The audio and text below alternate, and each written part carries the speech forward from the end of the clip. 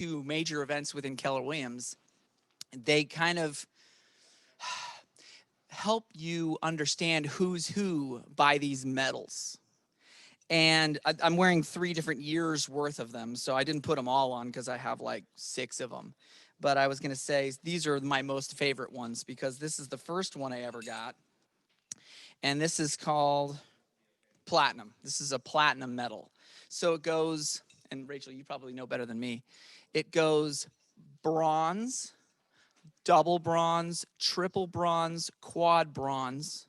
Then it goes silver, double silver, triple silver, quad silver.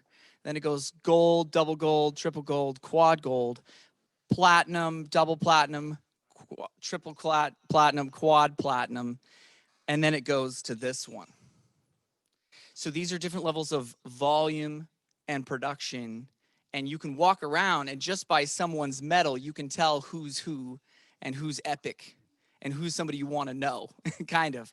Not that you wouldn't want to know somebody who's on their beginning. Let's say if I met Cole, he might not have a medal on, right? But maybe 3 years from now you will, right? And so I wanted to show you those because they're awesome. And I wanted to give you guys the knowledge that I've been where you are. I've been each stage of the way. This one is the platinum. This one is double platinum. And this one is called Net a Million, which is kind of cool, right? And so I wanted to show you that, not to brag. It's more of just, I want you to feel like you can learn from me. Does that make sense? I hated learning from people that had never done it. So I've done it. I've been where you are. It might be something that you can see is worth listening to. Was that cool? All right. And this is still loud, so I'm going to mute my phone, or my microphone. Oh. Oh, Zooms do that, I've seen. All right, and so I wore my backpack because whenever you go to family reunion, you've got to have a backpack. And it's still my Northern California, Hawaii, Keller Williams region logo on the back. But you've got to have your water and your comfy shoes on and a sweatshirt because the auditoriums there are super cold. It's like blazing hot in Austin, Texas in the summer for Mega Camp. And you come in and then it's freezing inside. So just a little tip there when you come to a Mega Camp or a family reunion. All right. Well, we're all here for Ignite. And I'm going to take these off too. And I am going to click up here so that I'm actually on my PowerPoint. There we go. You all have invested in yourselves. You've all paid a little bit of money to come to something that you've never been to. Or actually, has anybody been through Ignite before? You have once, twice. Okay. Well, thank you for being back. Mike is getting another screen set up over there in case we need to show something else. So I appreciate that, Mike. And you have a huge, I mean, is that binder a little bit intimidating or what? Right? Did you know it was going to be that big? It's kind of crazy. And there's a little inset on the right-hand side, on your left-hand side. You'll take that out, kind of set that aside, and go ahead and open the first session 1 because you're going to be just looking at kind of what we're going to be covering a little bit today. I don't want you to read ahead. I will tell you, I'll be like, hey, what's on that page? And I want to ask, who are the people in here that don't mind reading out loud? Can I ask you to read out loud sometimes? He already said he would be able to. Anybody else like totally fine reading out loud, really nice and loud? Yes, sir. Okay, awesome. And right up here, it says skills to spark a great career. And I don't like that because guess what? This isn't a job. It isn't. I never want you to think about your real estate business as a job. Ben Kinney, who's one of my favorites in Keller Williams, he's one of the, I think he is, he's the most successful real estate agent in the world's history. And he says, we call it a job because it's a soft J, right? You didn't come into the real estate space to have another job, did you? No. So a great career, yeah, that's another step. It is. It's another step. But really, what does that say? This is a business. I have to get it into your head that this is not a real estate job. This is not a real estate career even. You must, especially through Ignite, know that it is a business. Okay, that was really weak. Okay, everybody say business. Thank you. That's much better. And this is just session 1 of 12. And we're going to be in here for 3 hours, which is not easy for everybody to retain that level of, attention span, myself included. Unless the material is awesome and unless the speaker is amazing and say, Tim, you're great. All right, thank you. I have to give myself props sometimes. And obviously, Mike, you have, oh wait, Mike doesn't have his mic. You are great. Everybody say, Mike, you're great. Okay. And I want you to say, I'm great because you're in here. So everybody say, I'm great. All right. So when I think about what it takes to do this business well, it's all in. And if you've met with me, or if you were in a recruiting appointment with me, or if you joined since I've become part of the team as leadership, you've heard me say, I need you all in. So everybody in here, I want you to say, I'm all in, Tim. All right. I even yell at the ALC, the Agent Leadership Council, like that. So you're not unique. I just yell at everybody. It's evenly spaced. Is your mic on? I don't know. Am I on? No. Turn it on. Mike. Test. Yes. Aha. Okay, so here's the way I look at it. I go to Disney quite a bit. I can't right now because of some of the travel restriction stuff. But when I go and my wife go, we get the ears. We're going crazy. There's a picture of me on the Snow White roller coaster where all these people are hunkered down because it was raining, and I'm like this. Yeah. Because you got to go all in on something. You could go to Disney World and go, it's adequate. And same thing here. You could go, I'm going to sort of try this. Or if you go all in anything you do, that's where you get the best out of it. So, Absolutely. So don't just go, this might work. If you take a step and a leap of faith, if you don't like success, you can always go back. Just the fact that you're in the room, or if you're actually watching online right now, you've already taken that leap of faith, right, Mike? Hey, Justin B is all in. Yes. So we got our chat going up here. Justin, appreciate you, man. That was a great moment right there. I'm all in. We got to be, really though, because this is the moment where you're either going to get what you want out of this business or you're not. And everybody that's not in the room, they didn't have the leap of faith, and they're not going to be all in, and they're not going to get what they want out of the business unless they're outrageously a self-accountable person. And that's like 1 out of 10,000. So kind of interesting. All right. So welcome to Ignite, getting your head in the game. Who can tell me what getting your head in the game is? It's a song from High School Musical. Oh, gosh. Is it really? Yes. Oh, gosh. I can't believe you just said that. See, now we can always count on Mike to bringing it back to something funny and fun. All right. That's good. So go ahead, if you would. And everybody stay right where you're at. Go ahead. And, turn page 5. Turn to page 5. Whenever you want to know what's going to be taught today, page 5 is like, wow, such a great lead-in to going, hey, here is the table of contents of what we're going to study and work on and master together through our weeks together. And sadly, good and bad, you're not going to have me through the entire sessions. I typically am the one that teaches Ignite from beginning to end all the way through every day.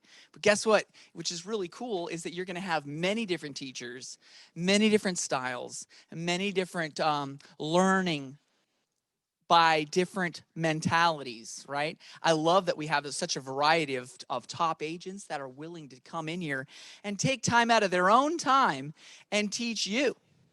That is worth everything. That is worth everything because everybody's knowledge, everybody's take, everybody's vision is different. Okay, so go ahead and turn the page. Perfect. Welcome to Ignite. There it is, page 7. And there are some discussion questions on there. And we're going to take a few minutes, and I want you to answer those questions. So what does the first one say? Cole, what does the first one say? Oh, actually, go like this. Watch. Have you achieved your financial goals through your career so far? Why or why not? Simple. Just say yes or no, and then why or why not. So go ahead and answer that.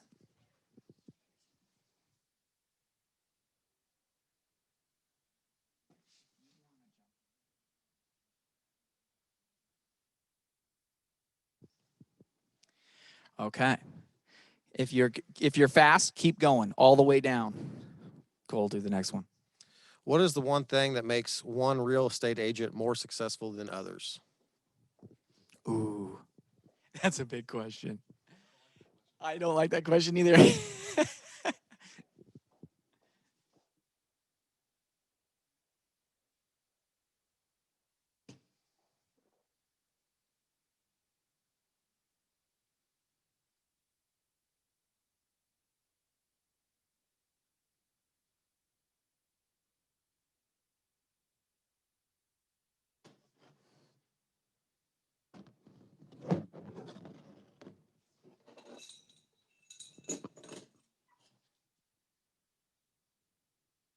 Perfect. Keep going. All right. What was the third one there? Why don't all agents do this? Ooh. So whatever you wrote down there, why don't all agents do that?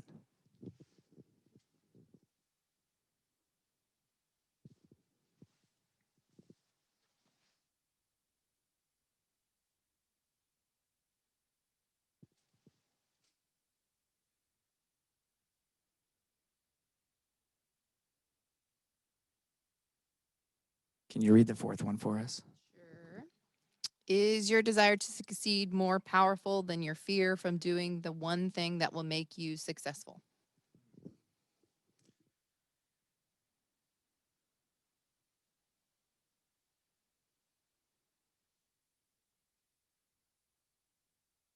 Is there one more? Oh, we skipped one.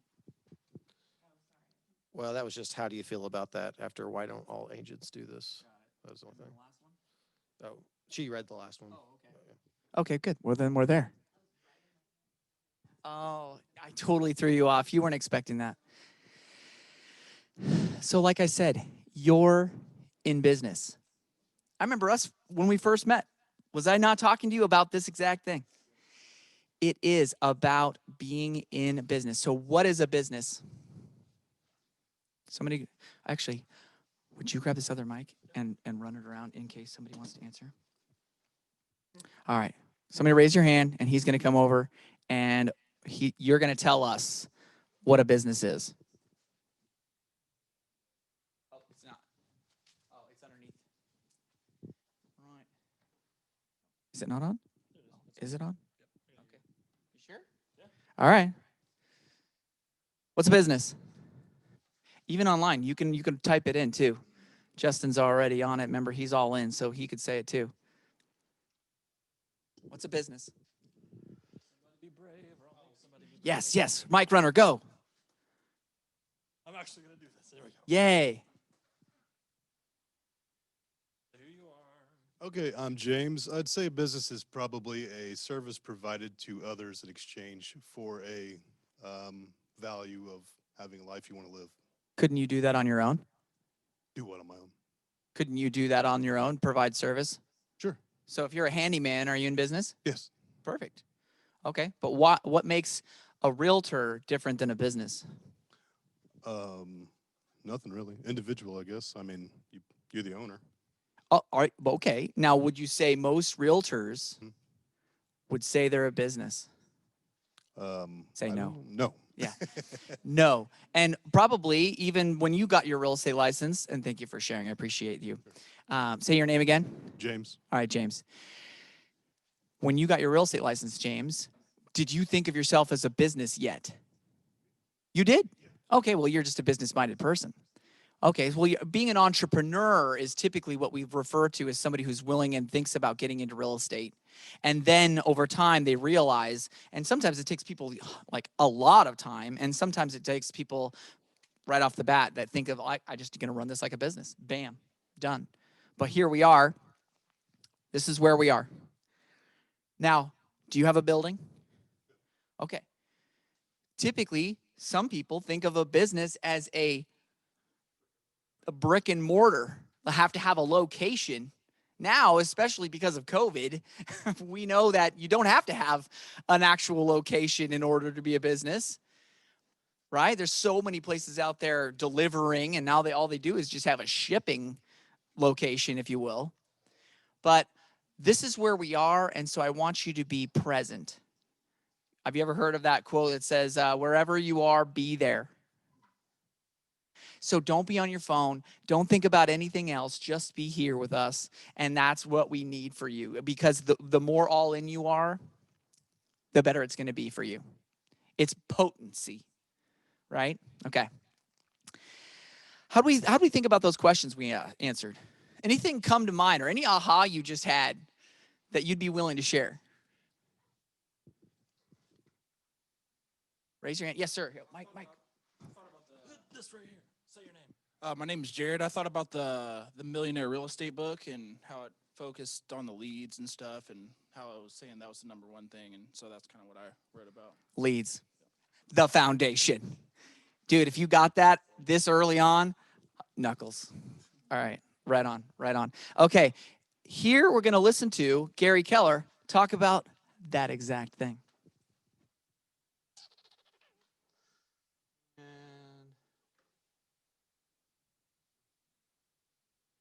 Oh. Really hard to do that backwards and upside down. Oh.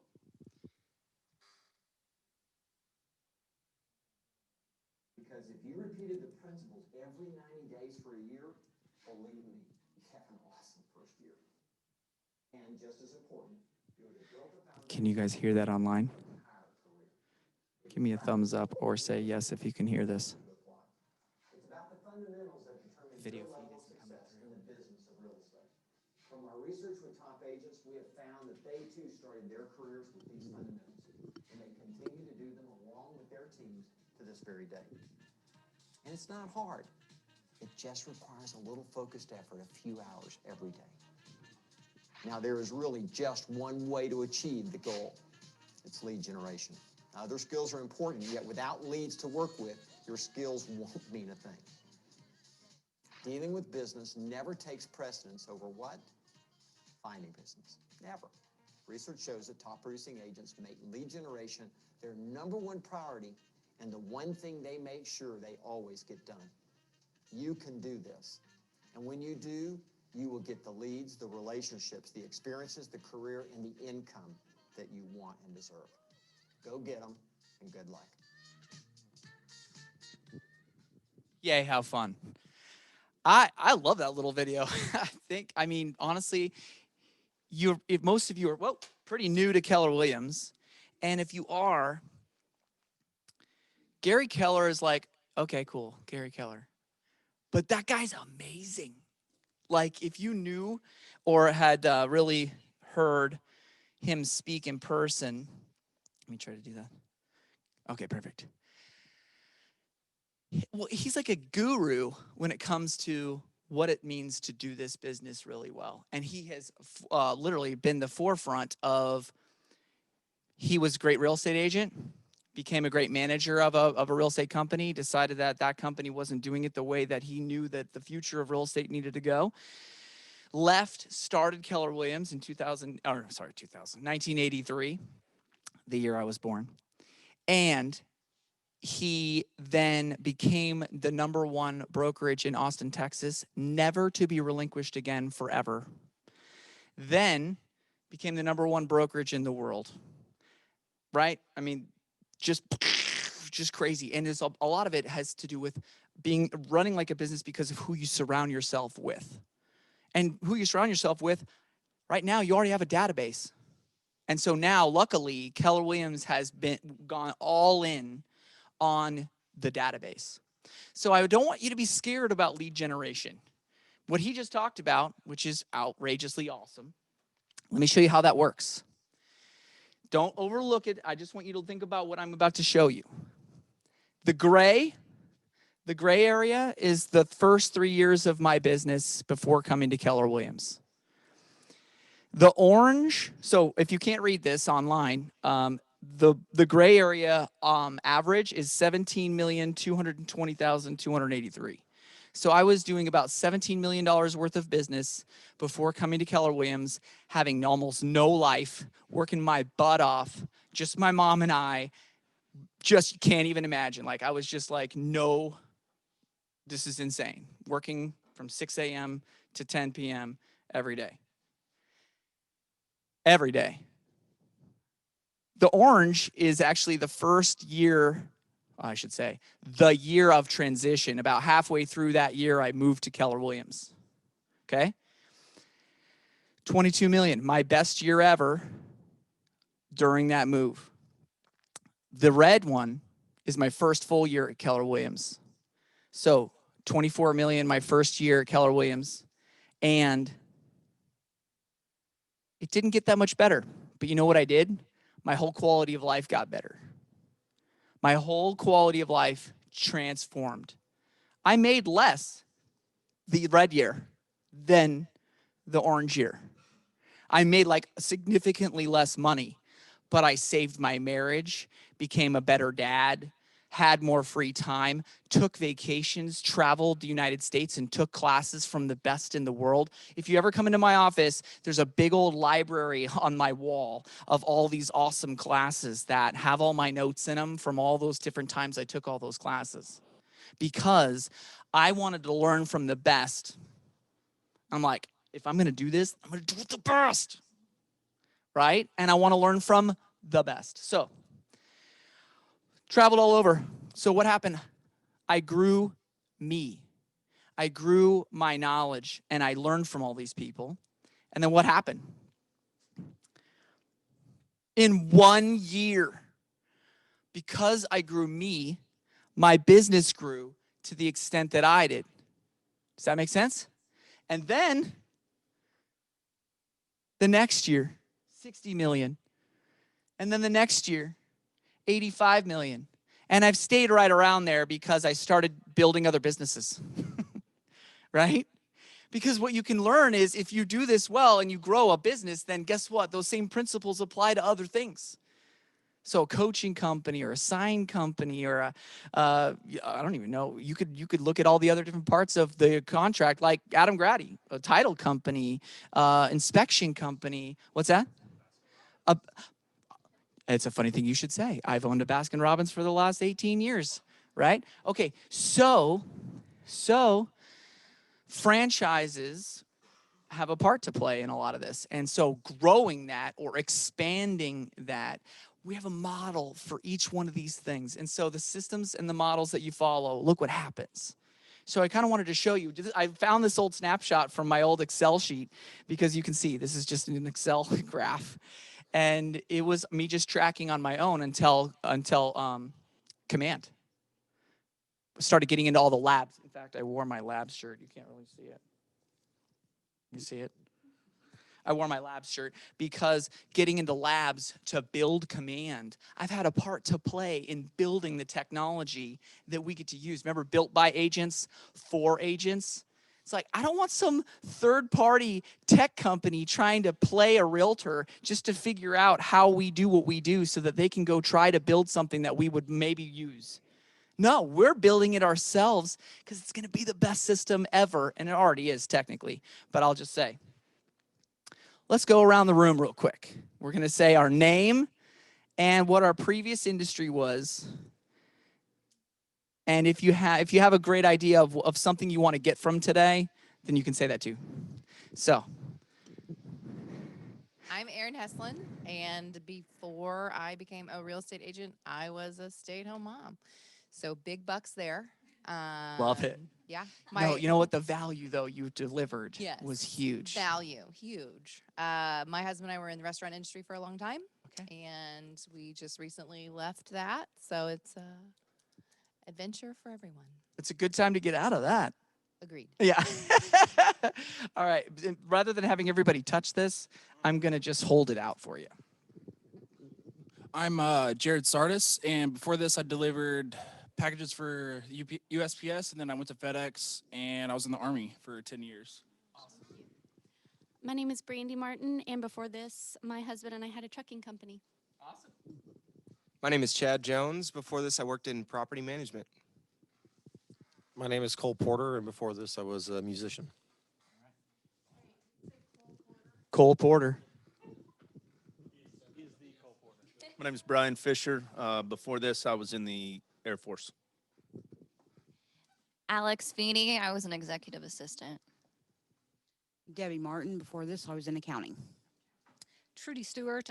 Before this, I was an office manager. James Finney. Before this, I was in marketing and advertising publishing industry.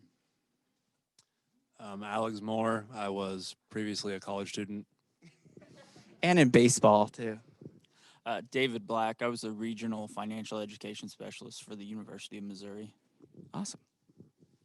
Christy Ilgenfritz, and before this, I was in the liquor industry. Garrett Lumley, and before this, I was a high school student. Katrina Scott. Before this, I worked in baking, medical center. Medical center. Okay. Danielle Ferrer, and before this, I was in IT at Bass Pro. Still doing it. Still doing it. Okay. Making the transition, right? My name is Andrew Stumer. Sorry for my lack of voice. But before this, I was in retail. My name's Andrew Scott, and I worked in banking before this. Awesome. Patrick Lanigan, digital and event marketing at Bass Pro. Eric Jackson in publishing and printing. Dallas Johnson. I was in hotels and construction. I'm Natalia Sturbina. I was a homemaker. Awesome. All right. Thank you, guys. I think it's really important to know who's in the room because, number one, I love referring people, and each one of those jobs or each one of your past, I want to call it your past life in a way, because now going forward, we're working on creating new habits that are going to completely change the trajectory of what you can do or what you want to do with your life. You get to be more purposeful about life. You get to choose how successful you're going to be. Truly, honestly, you get to choose. You have to make the right habit choices and changes in your current life to have a different result. You got to change. So however your life has been up until today, it has to be different in order for you to get a different result. Cool? Everybody agree with that? Okay. For those of you who do not know who I am, I'm Blake. Before this, I was in team management and team building. And the reason you can listen to me, because I heard him talk about that earlier, that's good, is I won Rookie of the Year last year. I closed 30 deals then, and my business this year has grown 144%. So everything he's talking about, like, listen to it. I love that. Matters, yeah. Well, and it's really, really great because talent wants to be associated with other talent. And I can see talent when I see it and recognize it. And so when you think about doing 30 deals in your first year, I'm pretty sure everybody in here would be really happy if you did 30 deals in your first year. So do what he did, right? It's one of those things. You might have heard me say this before. I'll just say this real quick right now, since kind of on a tangent. Gary says that there's one guy over here, and there's another guy over here, or gal, either one, guy or gal. And he asks them, he goes, how much money do you want to make? And they go, more than I'm making. You go, okay, well, how much did you make? And say this person says 150,000. And this person, I asked this person over here, and I say, how much money did you make? They say 2.5 million. And you go, okay, do you think this person could learn something from that person? Yeah, it's the same principle when it comes to running businesses and or doing bigger things in life, is that you get to choose the models you want to follow to get where you want to go. Apparently. You ever like the way you sound? Probably not. Yeah, it's a little bit unnerving to hear the echo of myself. All right. We got to do something about that. Okay, 6 personal perspectives. Have you guys ever heard or learned this before? 6 personal perspectives? Awesome. So that means not one person in here has taken this class before. I don't think I've ever had that. This is one of the most pivotal things in all of Keller Williams. In fact, Gary Keller used to start all of his major classes, all of his major teachings. He would, teach classes throughout the time. But gosh dang it, we got to do something about that. Let me see. Online, is it getting echoey for you guys? I just want to know if it echoes for them. What's that? I don't think that's it because it was doing it before it turned it on. I know. I think I can't turn it off. Oh, well, I did for that 1 second.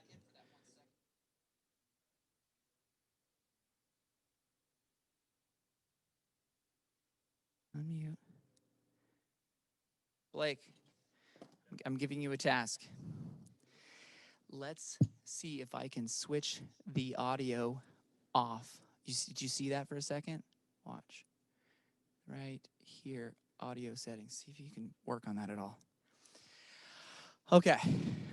When I talk about the 6 personal perspectives, Gary Keller was so adamant about focusing on the person, the actual person. And so you see some circles there. The first one, yes.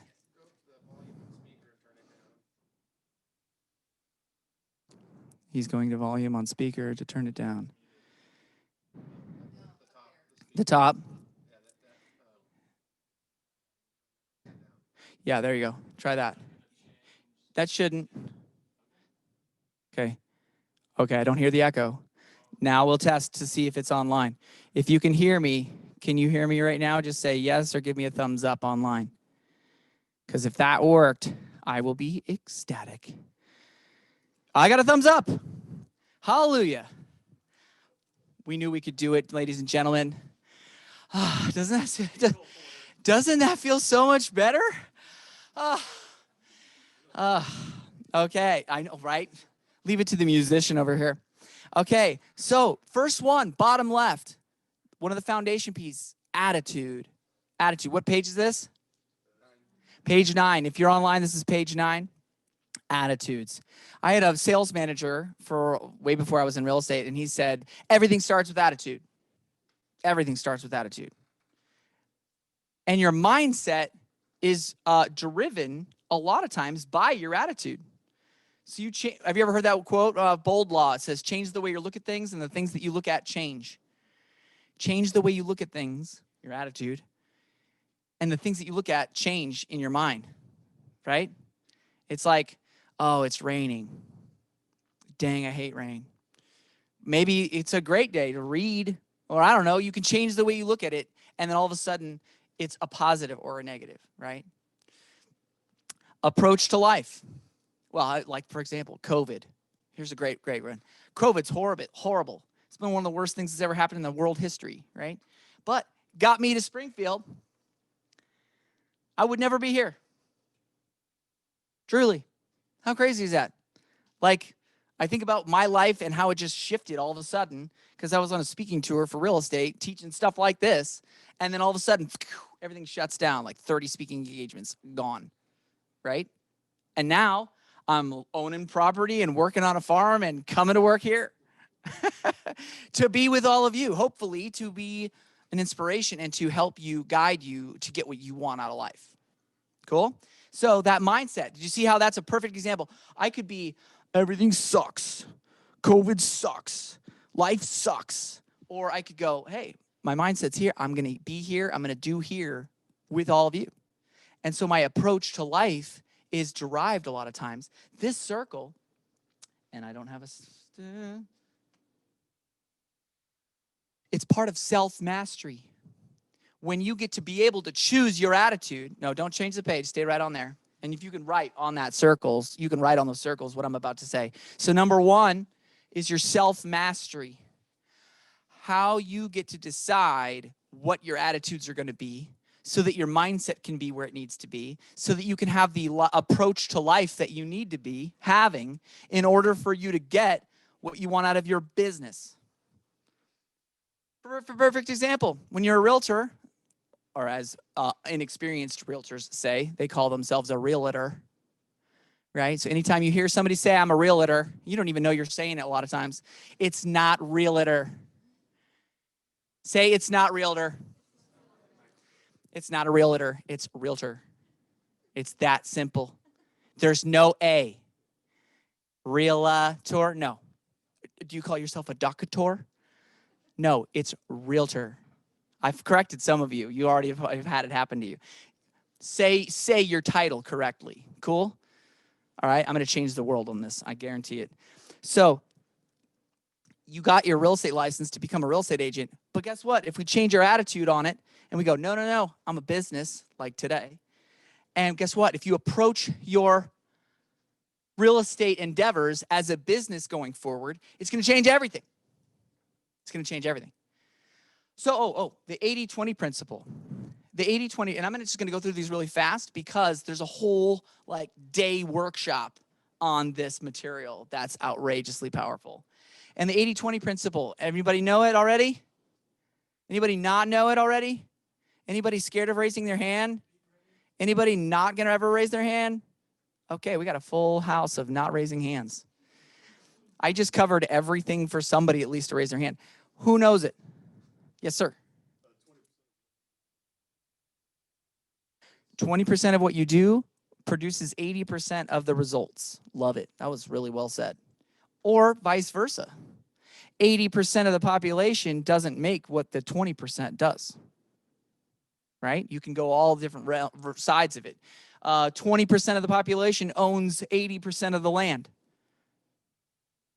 80-20 principle. It doesn't have to be the exact 80% to 20%. They call it extreme Pareto when it's like 5%, right? Or remember, you've all heard of the 1% that owns 90% of the wealth in the world. The 1% owns the 99%. So that's called extreme Pareto. Cool. E to P.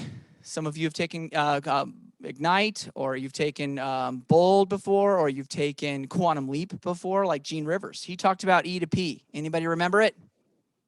E to P? All right, well, this is one of my favorite ones. Remember how I said when you got your real estate license, you were being entrepreneurial? Entrepreneurial actually starts with an E, even though it sounds like it doesn't, right? Entrepreneurial is E. But guess what? That'll only get you so far.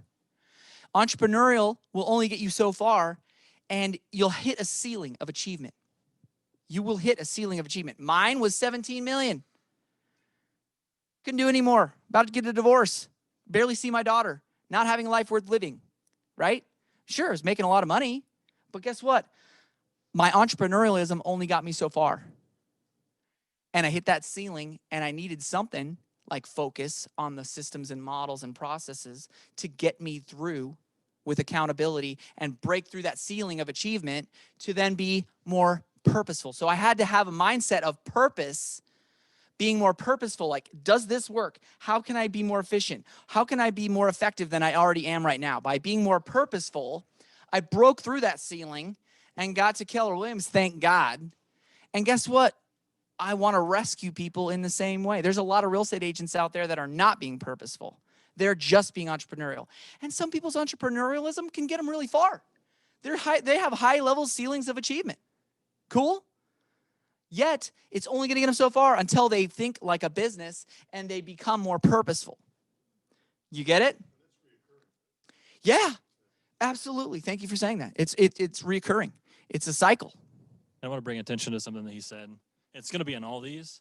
He's using the word choose or decide. Like, you get to decide this. You get to choose this. Like, when he says choose, make sure you realize that means you can choose to do it, and you can choose not to do it. But it is a choice, and it is a decision. It's not something that you just have to do. You want to hear a crazy fun fact? Please. Okay. Say, I'm all in, Tim. The word decide.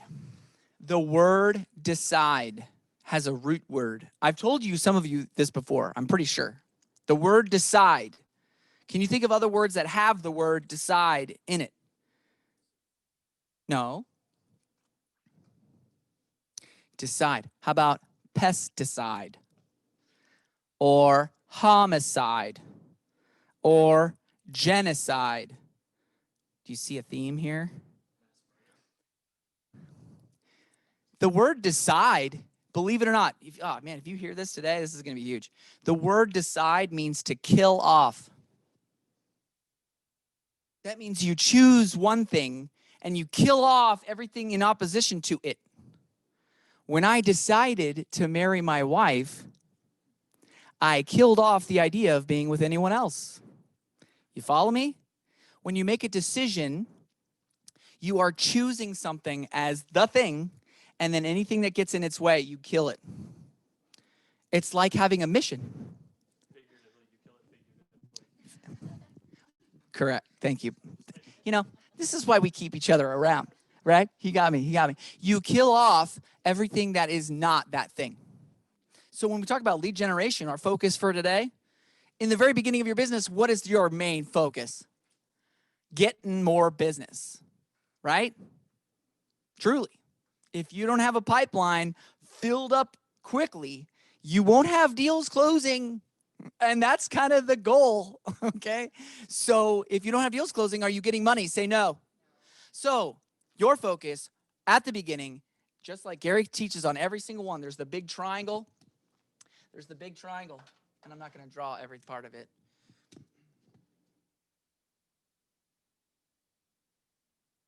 What's this one? That's what we're talking about today. Lead generating, right? So we talked about E to P, being learning based. If you're in this room, you are learning based. If you're in this room, you are learning based. You took a leap of faith to be here, absolutely. Or some of you just knew me and you were like, I've got to learn from Tim. I'm just kidding. I've got to promote myself sometimes. I get enough beat down at home. All right, learning based. What does it mean? What else does it mean to be learning based? Be willing to grow. Knowing that there's more to know. You might know a lot. You might have come, being a stay-at-home mom, you learn a lot. Am I right? Yeah, I was a stay-at-home dad for a little while with my daughter. You learn a lot about your limits, how much you could take. And learning based, when you stay in that mode that I know some, but I know that there's more to know and I'm going to learn from those. Remember when I went and traveled the United States and went to like the Ben Kinneys and the Kristen Coles and the John Davises and all those people, Chris Heller and Mo Anderson and Monica Reynolds and all those people. I mean, you don't know most of the names I just spouted off. They're epic. They are literally like the key stones of this business. They wrote this book, like the Bible of real estate. They wrote this. Monica Reynolds, Mo Anderson, Gary Keller. I want to learn from them. And what I've learned from them, I'm giving to you. So it's like I'm channeling my inner Gary Keller. All right? Be learning based. And guess what? Does Gary Keller learn? Is Gary Keller, who I'm like think is like the pinnacle of what all real estate should and or could be, he reads every day. He's learning. He stays learning. He knows there's more to know, right? And so there's no limiting beliefs. That's a big one. We could talk about that all day. You've heard it before. You've read little fun quotes on Facebook about not having limiting beliefs. You have them right now. Oh, I can't do that. Oh, that won't work for me. Ooh, I'm not doing that. People are going to say no. Oh, well. Okay.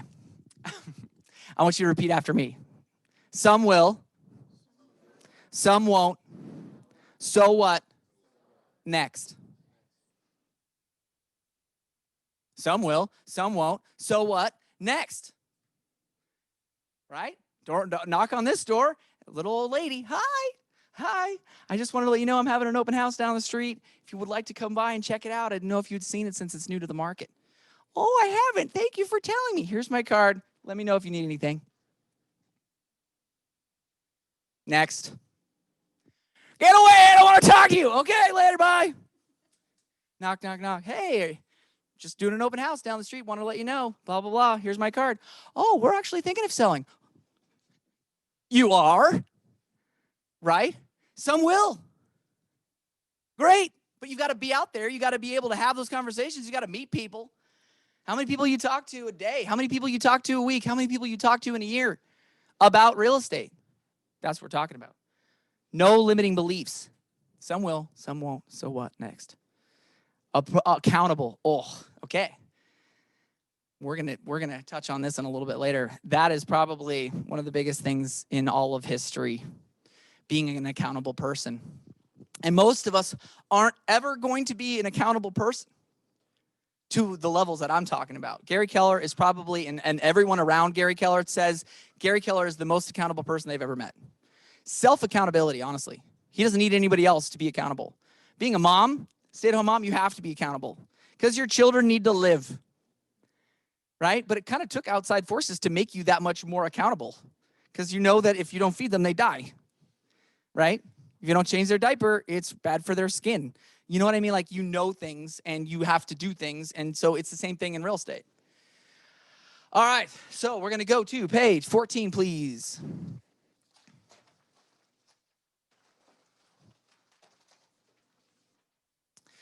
So by getting the most out of this experience, there's something called the action reveal. And so remember when we talked about accountability? Some people, they hear the word accountability, and what do? Let's hear from somebody in the back. What happens when some people hear accountability? They get stressed out, anxious, totally. I'm like that. I'm like, oh boy, here comes accountability. Oh no, everybody's gonna have to know what I did. Everybody's gonna have to know how I show up. Have we grown this office every month beyond what our expectations was since I've been here? Yeah. And guess what? You all know that because of our calendar. I have to be accountable because it's my job in a way. I mean, don't get me wrong, I'm the CEO, but it's literally my role to grow this market center, to grow everyone's profitability, to then also make sure you can all fund your lives. I love that. I want that. So being accountable, it can make me anxious, but I love doing it. So you can love being accountable. The action reveal, and I was just telling Blake about this over here, this insert in your sheet, it's called Welcome to Ignite. Turn the page. Turn it again. Yeah, that thing. This graph. And don't worry, if you're online, we will get to this graph a little bit later so you can see it if you don't have that insert. But if you haven't picked up your materials, if you are not going to be able to attend every physical one, we have all of your books. Rachel sent you an email about where to get your books, or it was Nicole, I can't remember. But this little sheet of paper, you'll have this graph. And I want you to use the My Tracker that's in here. I want you to use that because then Blake and Brian can see everyone's production. And it's real simple. It's super simple. It's just that you have to be able to log into MyKW. And for some people, I don't know why, because you use online services all the time and you log into things all the time, but yet somehow some of you have lost your minds to not be able to log in to your MyKW account. And so you'll go to MyKW and you'll go to My Tracker. It's literally a tab, or you can just go to, it's actually on the website. It's like .com something. Oh, there it is, daily104.com. daily104.com. And so you'll get there. But that's the expectations. The expectations, if we go back to the front page, you said you were willing to read, or who was willing to read? Yeah, just take this top section and read that real fast. Oh, yes. Okay. Your participation in Ignite will determine your success. Your mission is to complete this list of activities prior to attending your first day of Ignite. That? Yep. Okay. Click the play button icon to access videos and reading assignments. Ask your team leader, MCA, agent services coordinator, or tech coordinator if you have questions or need help. Awesome. And so it says getting this, what? Say that. Gather your supplies. Yep. You want me to keep reading? Yep. Okay. KW, user account and password. Important for logging into KW Connect to get all your class materials, view videos, access My Tracker accountability tool, and so much more. Ask who at your MC can help with this. Okay, Market Center, MC, that's what this stands for. But you guys, remember, the old you might not have done this, but the new you is going to do it. Okay? So raise your right hand. Say, Tim, I promise to look at my daily tracker. I promise to put in the activities that I do. It will only take me 5 minutes. I have 5 minutes. Thank you. Can I say something really fast? It's hilarious how many eye rolls are happening, but no one's raising hands to answer questions. So, like, let's be accountable. Raise your hand. Let's answer questions, right? He's just trying to hold you accountable. That's all he's trying to do. So, like, we had one person say, you could get anxious when it comes to accountability. Like, when someone holds me accountable, I want to do one of two things. I want to run away as fast as I can because I don't play that game. Yep. Or I'm good with it and I'm ready to do it, whatever it is. Is anybody else not afraid of accountability in here? And like, if you are, it's totally fine. I'm just actually trying to figure out where we stand with accountability.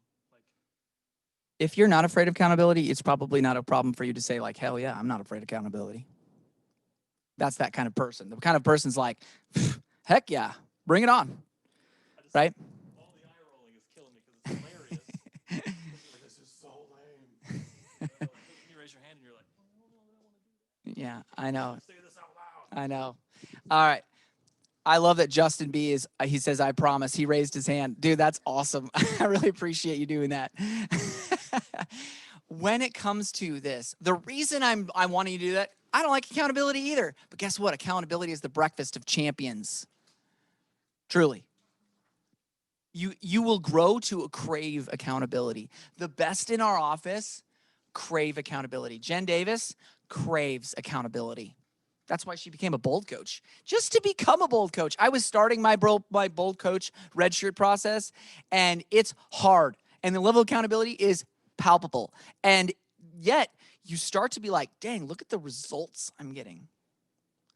When you start cashing in big checks because you are following the model of what's being told for you, you just do this and you will be really successful. I guarantee you, just by looking around the room, everyone in here, if you did this, you would make a lot more money. And I'm not saying money's the reason, but what you would do with the money is probably the reason. The properties you might invest in, the funding your kids' colleges, the saving your church from bankruptcy. I don't know. But the purpose of money is for the good it can do. And if you have a lot more money, guess what? You have choices. Money gives you choices.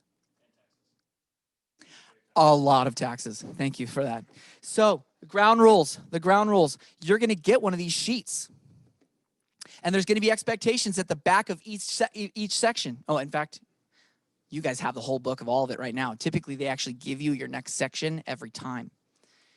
But I want you guys to be all in and committed to this because otherwise it's not going to be there. All right. Your big why. So go ahead and turn to page 19. Oh, any questions? Any questions while you turn to page 19? No? We're good. Wow, you're such a good instructor, Tim. I just don't have any questions. All right. Just follow along. All right, 19 to 22. I want you to write out, what's that called? Your big why. Now, many of you have not been a part of Keller Williams for very long, and we talk about this thing called your big why often. And I think on a couple team meetings in the past, we've talked about it, but you might not have been on it, or you might not have seen it, or you might not have watched the recording, or you might not have gotten the email, but now is the time. So, who can tell me what a big why is real quickly? Yes, ma'am, hold on. It's your motivating factor for doing what it is that you do. Because what we do isn't easy, is it? Getting up out of my cozy bed. My bed was so comfortable this morning, I did not want to get out of bed. It took something bigger than how comfortable I was, and I was really comfortable. I'm not joking. My bed is extremely comfortable, and I didn't want to get out into the cold. So it took something very valuable to get out of bed. I call that a big why, a big reason to get out of bed, which was to be here with all of you. I knew that I needed to be on today, and I knew I needed to come in. So therefore, that was bigger than my staying cozy in bed and just like everybody being like, where's Tim? Letting that many people down was way bigger than my staying comfortable in bed, is it not? You have to have a really big reason to do these things because they're not going to be comfortable. Remember when we talked about E to P? Being entrepreneurial for you is natural. It's easy, being entrepreneurial. But being purposeful is doing what comes unnaturally.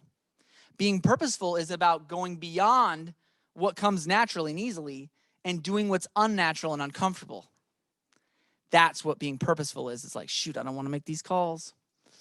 Don't want to make these calls, Blake. And yet you go, nope, my kids need me. I need to do this. I have to.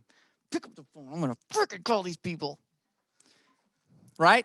Just say no to me. I'm just going to call you. You make that first phone call, and guess what? All the rest of them are easier. It's that first dang phone call. If you can commit to the first one, guarantee you the next one's like, all right, bring it. Next one. Right? Yeah, and I'm going to give you tons of great reasons to not necessarily just do cold calling, but you can call business-to-business relationships. You can call your friends. You can call people that you haven't talked to since COVID shut down. You could call people and just check in with your family members. That's a great way to start your calls. Truly. The great thing about the phone is you can reach a lot of people in a very short period of time. Right? So, I want you to write out right now your personal big why. You say, I do this because I want to honor God with uncompromising compassion in my life. How many of you are hearing about a big why for the first time right now? Is this your first time ever learning about big why? Thank you, in the back. Thank you. Your big why. If you don't know what this is, because whenever I came to KW, I didn't have one. And I came to these classes, and they kept talking about what gets you up in the morning. And I was like, I don't know, money? Like, that's what I need right now is money. You're not going to be able to figure it out in 15 minutes, and don't beat yourself up over it. Like, if you just, like, read it, take some time, but keep working on this when you get home. Because when you do find that thing that helps you get out of bed, that's huge. But you won't figure it out in 15 minutes if you don't know what it is. So just think about what matters most to you. And say, a lot of people choose their children, but honestly, and money can be. It's like, I need money right now. That could be your big why. It's like, I need money to pay my bills so I don't go into foreclosure. I don't know. It could be that, which is a big dang reason to get out of bed and go do it. Some people, it takes that big crash in order to put the fire underneath you and go do it. So what is your big why? What do you want to do? What is your life about? And it can get deeper over time, and it can change over time. But I say you can date. You can date your big why. Are you committed to a date? Not necessarily, right? I like that one. All right. Let's go ahead and take some time. And then if you have finished, continue to read forward in your book.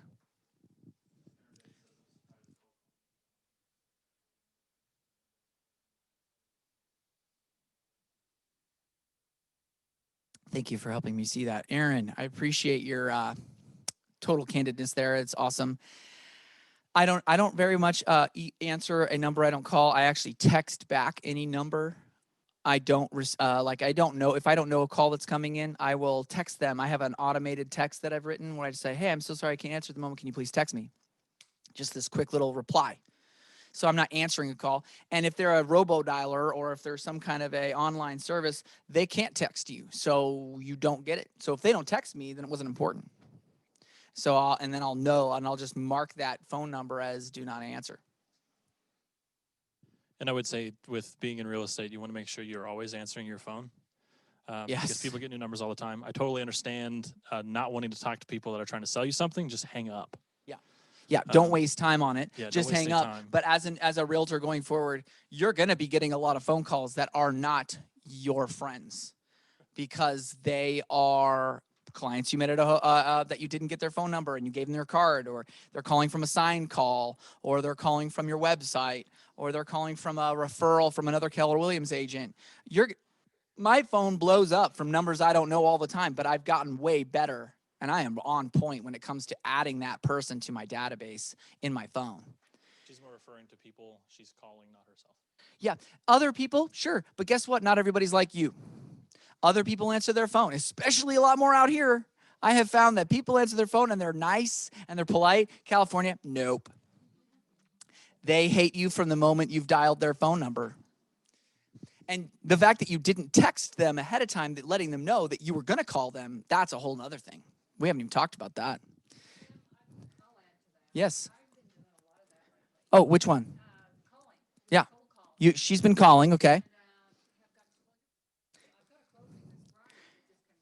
She has a closing right now. I'm saying this online because I didn't have the mic for you. That is a closing right now from cold calling. Awesome. Now, did you circle prospect? Okay, great. Yeah, your team has an ISA, which is awesome. I love him, by the way. Oh my gosh, he's so great. And so there's a person on her team that makes calls and then gives numbers to you to follow up with. Great, totally. Yeah. Yeah, it's circle prospecting. What I mentioned just a second ago is when you have either your new listing that just comes on the market or is about to come on the market, or one of your listings that just went into contract, or it just sold, or just fell out of contract. You can circle prospect in regards to getting phone numbers and names around those listings to call to, or to door knock, or to that circle prospect. You can mail to that whole neighborhood, for example. You can send out a mailer, hey, just listed. Check out your neighbor who's moving to blah, or whatever. And that way, that is a great way to generate leads. And I hope I answered that question. It is a big factor that people don't answer their phones as much. If we went back 40 years, everyone answered that phone. It was important. It was exciting when somebody rang the phone number, right? And there wasn't as many robo-dialers and things like that out there, like trying to sell you vacuums, right? All right, so does everybody have written? Yes, sir. Sure. Absolutely. Oh, yeah. Yep, absolutely. And all the guest speakers that are coming in are going to be able to share how they get some of the leads they get and what kind of systems and tools they use, like whether it's RedX or, Boomtown, or you name it. There's so many different lead capturing systems, Market Leader, things like that. All right. Does everybody have their big why written? You got it? Would you be willing to share it? Okay, hold on. My big why is a little bit vague, but it's just to become somebody that I'm proud of and to continually grow and learn. And that part about being somebody that I'm proud of is kind of the all-encompassing. I know what that means to me. Right.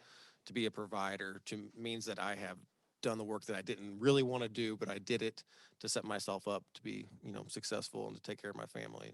Yeah. It sounds like integrity to me, right? You're being an integral person to you. I love that. That's really great. Anybody else willing to share? Yes, sir. So after 20 years of being in the Air Force, I never want to have a boss again. So that's my big why for everything I do. That is so epic. I've never heard one like that. It's really great. Out of all the whys I've ever heard, that is a good one. It's so simple. Never want to have a boss again. No one's ever going to tell me anything. Yes, sir. I want to reach like financial freedom, so that Financial I don't freedom. have to like ever actually like work a day again. Huge. Does that like burn inside you? Does that like make you do what you need to do? Yeah. Okay. So you can focus on that enough? Yeah. Okay. Love it. Love it. What is financial freedom? It's different for everybody, isn't it? All right, but Gary defines it this way, and we're totally getting off topic, but this is awesome. He defines it that he wants to have enough money coming in every month and every year that he passively, so that he doesn't have to work and that he can fund his personal mission. So he wants enough money to fund his personal mission without having to work. That's his definition of being wealthy and or having financial freedom. Anybody else raise their hand back there? I thought I saw a few. Anybody online? I said, my family, ... to be able to come home off the road and be home every day with my wife and kids. I love that, Justin. Aaron, my big why, to never work for an awful boss ever again, rebuild my self-esteem from a toxic work environment. Okay. This is actually entering into a huge thing. Did you know 70% of the American population and workforce hates their boss? 70% of the population workforce of America have said that they hate. That's a strong dang word. I know the other 30% are bosses. No, because you can have a boss and be a boss, and you can be a boss and have a boss, right? Does everybody here want to be your own boss? You'll end up hating yourself. Ooh, not being a good boss. All right. You do end up being your own boss. Absolutely. I agree with that. All right. How are we doing on time? 11. How are we doing? Are you guys feeling okay? How about this? Everybody stand up real quick. Stand up. And you online too. I want you to stand up. Just shake it out. Just do a little stretch. Just reach up. Reach down. Get the blood flowing a little bit. Maybe jump up and down. Just want to make sure that we don't want to get stagnant. Because I want you to be all in. Wow, we are not all in. We are not. Okay, perfect. Okay, have a seat back. We've written our big whys. I love that. Never want to have a boss again. There was emotion in that. And that's what I want. Your big why often, if it's a really powerful one that's developed over time, your big why actually makes you cry. Do you hear that? Your big why is actually something that's emotionally attached. Like, what would it mean for you to not have a boss anymore, ever again? Oh, shoot.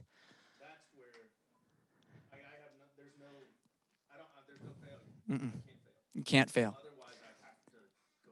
There, he just said, what if I had to go back and have a boss again? That is so demoralizingly motivating to make you do what you need to do so you cannot fail, correct? Frickin' A. Awesome. I love that. Page 23 to 26. So let's figure out the number.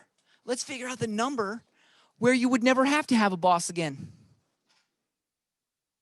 What is that number? Right? I mean, well, we're going to figure it out if you haven't already. So go to page 23. Page 23. What's at the top? What is your annual monetary goal? Boom. Do you know what it is? Does everybody have one? It changes. It does. But guess what? I bet you it's a lot bigger than you think. And that's why we're going to do an exercise right now that's not in your material. That's just a fun Tim exercise. Now, it isn't. It actually comes from Apps Models, but I just took it into my own and just made it sure that everybody that I teach gets this down. It's called the quantitative income goal. If you've watched it on the team meetings before, I think I did it once before. If you've heard me talk about it on one or two of the trainings that I've done online on some of the Zoom meetings. Who's done the quantitative income goal in here?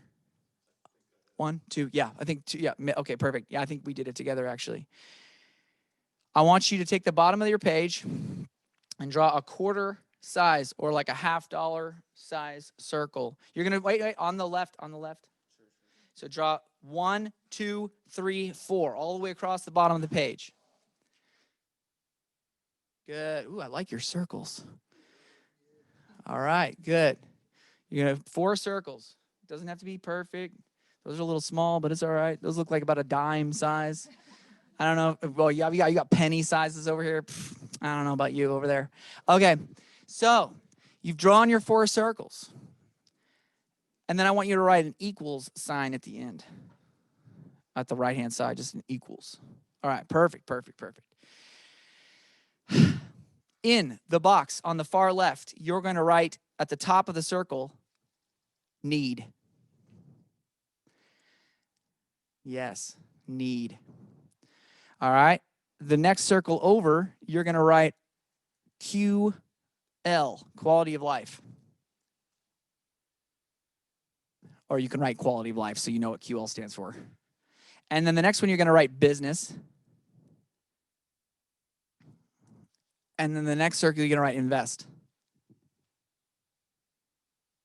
If you're anything like me, I had not invested my first 2 years in business. That was horrible. I'm so angry because prices at that time were like $300,000. That's like nothing because now they're all worth $800,000. If I had bought 2, maybe 3 properties at that time, think of the wealth creation. Oh my gosh, because I would have paying those mortgages down while they all went up. So I would have owed less as they owned more. That's why Gary Keller and Quantum Leap with Gene Rivers talked about that. Man, did he nail that home. Who was on that that Quantum Leap with Gene Rivers? Anybody in here? Was that amazing when he broke that down?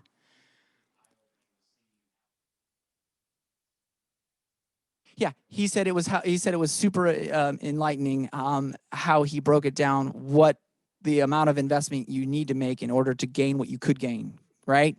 Okay, love that. Okay, so we're going to calculate your goal. In the need to make, I want you to really genuinely answer, just go, okay, I need $3,000 a month to survive. My phone, my gas, my car bill, my rent or mortgage, food, right? Just the bare dang minimums where you're paying your bills, but you're not, even your credit card debt, let's say, credit card debt payments, so you're not actually in default on anything. Just the bare minimum number that you need to survive.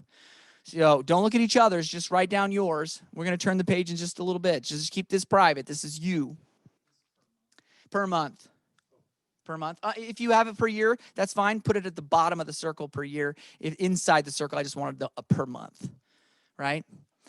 And next one is your quality of life. So on top of your, let's say it was 3,000, let's just use that quick and easy number. Let's say another 2,000 a month would give you your date night out, your going out to eat sometimes, movies when they come back out, when you can, go to the movie theater, or a vacation, or something like that. So maybe there's an extra amount on top of your monthly need that you could put on there. Let's say it's another 3,000 or another 2,000, right? Would give you that extra quality of life. So that would give you, let's say it was the 2,000, so that would be a total at that point between what you need to make and what your quality of life, it would be 5,000 a month, right? Now that's not everybody's, right? Some people wouldn't be able to survive on, big family, 5,000 a month is like, ugh, things are tight. Okay, next one over, business. And you go, okay, wait, what are you talking about, Tim? Business. And I go, yeah, your business is actually going to be an entity. Your business is an entity. It will have an EIN number eventually. An EIN number is basically a social security number for your business. We were talking about this recently. When it comes to your business, how much money should you have in your business account at all times? And how much money should your business be creating, right? So I say, let's just say the same thing. I don't know, double it. But I would say, you can make it whatever you want. If you wanted $5,000 by the end of 2021 in your business account savings, and let's say $1,000 a month goes out every month to keep it really simple and easy, that would mean another $12,000. So $12,000 plus 5, you do the math. It's super easy, right? 17,000. Put that in your business year, right? I didn't do that per month. And then the investment category. The investment category is, what are you wanting to put in 2021 towards investments, whether it's a flip you're flipping, whether it's a new investment property. Maybe it's your first home, right? Maybe you need $30,000 to buy a house in 2021. That could be a great goal, couldn't it? If you don't own one, you should. If you're going to be a good realtor, you better dang own a home, because you need to be in the business of what your business is, right? You need to be investing in what you know and what you believe in. And there's a whole exercise on page 23 through 26 that you're going to do on your own. Because are we going through a lot of this material? Is it making you kind of anxious? What about all those other pages, Tim? What about all those other pages we're not doing right now? We're skipping over a ton of pages. Guess what? You get to do those. Right? Was it freaking you out? A little bit. I know we are. We're totally missing steps. But in order for us to go work, honestly, if we have more extra time today, depending on how quickly we get through all the material, we're going to go through all of these. Cool? So you're right. And yet each teacher is very different, because don't get me wrong, I hated homework. Hated it. But not if it's going to make me a ton of money. Did you get paid to do homework in school? Say no. No. No. You do now. This homework, you get paid to do. Isn't that cool? How interesting. You're like, no, Tim, you're not writing me a check to do this. And I go, no, but you're going to write yourself a check, because who's your boss? You. I work for you. Say, Tim works for me. That's right. I am here to work for you right now because what I'm telling you to do is what works to get you where you want to go. Isn't that awesome? That's so cool. Man, I wish I had me working for me. That'd be great. Luckily, I've found people that are better than me to work for me. How cool is that? Say that's cool, Tim. Can you guys do that? Say yes. You can find people that are better than you to work for you if you're making the money.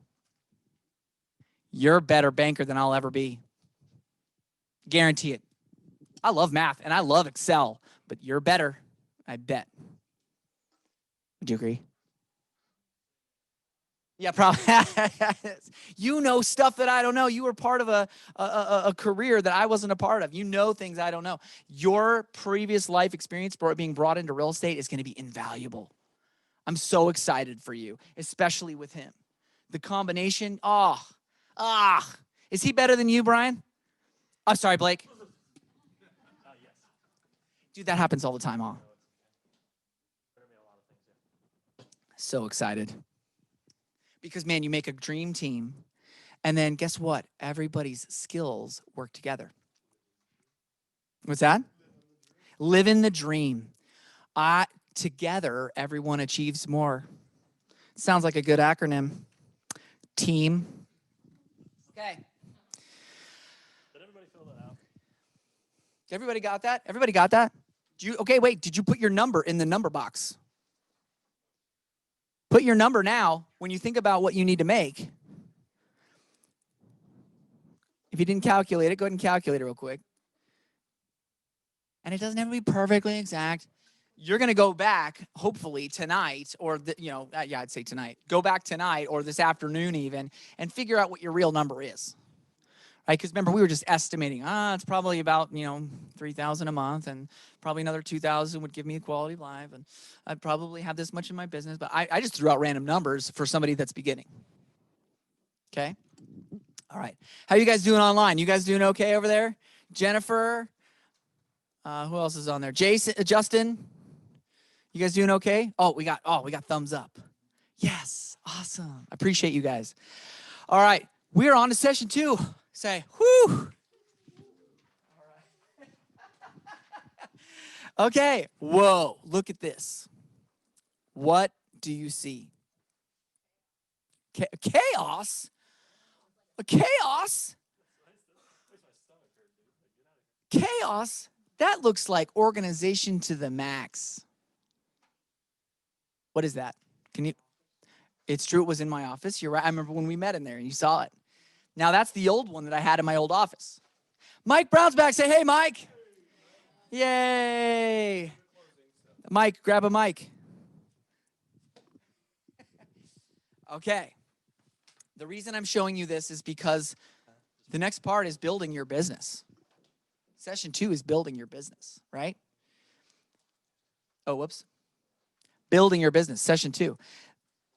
In this section, what page are you on? Go to session 2. Just we're not going to do session 2 today, so don't worry. We're not going through all sessions today. I'm giving you kind of an overview, right? So just flip over to session 2. Look at all those beautiful tabs. Aren't those beautiful tabs? Boom. Oh, did I do it wrong? I flipped too many for you. Sorry. Okay, you were there. Building your business.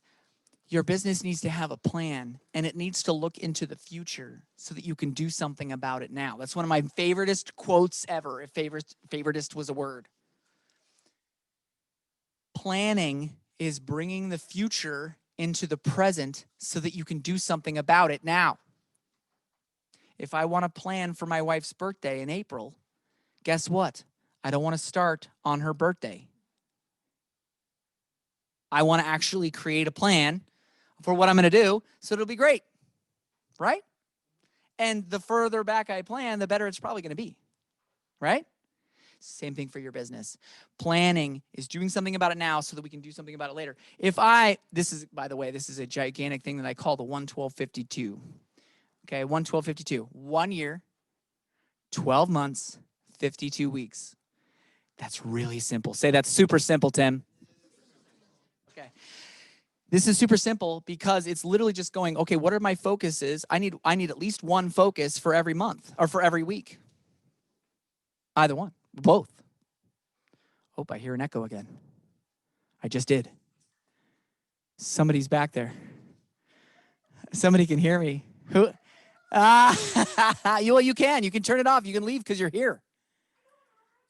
Oh, she's here. So we're not going to go into this, but basically just know in session 2, you're going to help and you're going to get support by one of the best business planners I know to come in and do this, to help you build your plan in session 2. Session number 3 is finding your business. When we talk about lead generation, would you be able to read those 3? Proven prospecting methods to find potential clients, uncover prospecting opportunities that yield results, and cultivate relationships into business, repeat business, and referrals. Amazing. That is the relationship part at the end is why I wanted you to read that, because the relationships is what matter. People will only work with people they know, like, and trust. Say it. Know, like, and trust.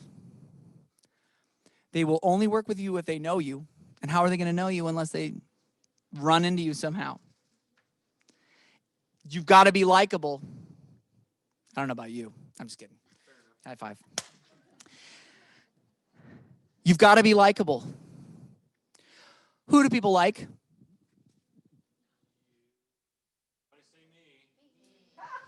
That was funny. If you didn't hear that online, Blake just said, everybody say me. No, they like themselves. And you're like, what the heck are you talking about? Okay, this is pivotal foundational piece. If you can become like your clients while you're with your clients, they will like you. So if I'm dealing with a big old trucker who's been trucking his whole life and he's got this big old trailer, we're going to be talking about trailers. And when we're talking about trailers, we're going to be talking about how much money he's making so that he can buy a house. Because I want this guy to buy a house. And who should want to buy a house? He should want to buy a house because he doesn't own a house and he's 55 and he's got nothing to leave for his kids. But if he's a little bit more purposeful about his life and it's a forced way of saving. When you say a forced way of saving, what the hell are you talking about, Tim? Your first house is a forced way of saving. Your next house is an investment. But if you enter in with your client to become like them, there's a great scripture verse that says, be all things to all people, so that you can enter in and be with them like they are, so that you can be a part of their tribe. In fact, there's a great book called Tribes. Fantastic way to enter in and be that soft person with maybe the older elderly person who just doesn't want you to talk so fast. I have to really slow down and be nurturing and caring and be much softer with an older client and come alongside. Here, take my arm. We'll go together, right? Let me help you up the stairs. Hold on one second. Let's get you a house that's single level so you don't have to be scared, right? We are for our people who they are in their own eyes. And that is a big one. So that relationships are built when you can be all things to all people in that same way. If I'm at an open house and somebody walks in, that's totally different than who I am. I don't know. Maybe they're just really slow. My skin crawls. My skin crawls when someone is super slow. Can you tell I talk fast, right? And I'm like, let's go. No, somebody's really slow. I'm like, oh boy, here we go. How are you doing today? I'm so glad. You know what? Take a look around. Take your time. If you have any questions, please let me know. And I've got some treats in the kitchen if you'd like some. Awesome. And honestly, before you leave, I'd love to get your thoughts about what you think of the house. Okay, great. That was really well done. Good job. Okay. I want to say the same thing that he just said. You already do things that you enjoy doing. Those people are there too. So if you like playing poker, if you like playing video games, if you like going to pools, if you like talking about fruit, whatever it is, there's somebody else out there that wants to buy a house that does those things. So you don't always have to match other people. You can go find people that like doing the things that you like doing. Huge. And then you can find business. That is so big what he just said. You already like things. You already have certain things you're interested in. Guess what? There's whole groups and companies of people that do that stuff and are interested in that stuff and are passionate about that stuff. So if you love knitting, you can go out and find knitting groups all over. You could start a knitting Facebook group. You could do all kinds of stuff surrounding knitting. If you love cultivating plants and greenhouses, guess what? There's tons of greenhouse places all over here. There's whole foundations that work with greenhouses. There's like historic greenhouse people, right? I don't know. I'm just saying there are. So if you love go-karts, I love go-karts. Do you like go-karts? We could like go-karts together. Sounds great. I already own a house. You know what though? You really haven't invested yet because you don't own your second house yet though. I own 4 houses. Oh, perfect. It sounds like you need a 5th one. All right. I love that. Mal, you said mirroring is everything. I totally agree. You mirror them. If you see how he's sitting, he's kind of laid back. He's got his arms crossed. It just happens naturally for me now, but I kind of do the same thing. I'll sit back and do the same thing. And you're part of the tribe. All right, that's finding your business. And the way he said it there just a second ago, you need to write down your passions and go on to Facebook or go on to whatever social media platforms you look at and pour into that. Or put it on your schedule that you're going to spend 30 minutes a day pouring into building that network of the people that are passionate about what you love. And those people are loyal to their people. If they're passionate about something and you're passionate about it, you're already in. Anybody be willing to share a passion of theirs? Yes, sir. Video games. Fantastic. You know what I love about gamers like myself and you? Our people are everywhere. You know what I love about Keller Williams? It's everywhere. Referrals, I've probably, well, I don't know how I want to say the number. Really?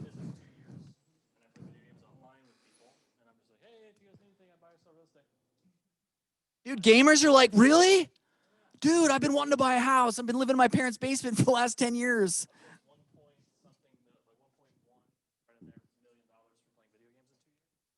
Understand that's $30,000. Yeah.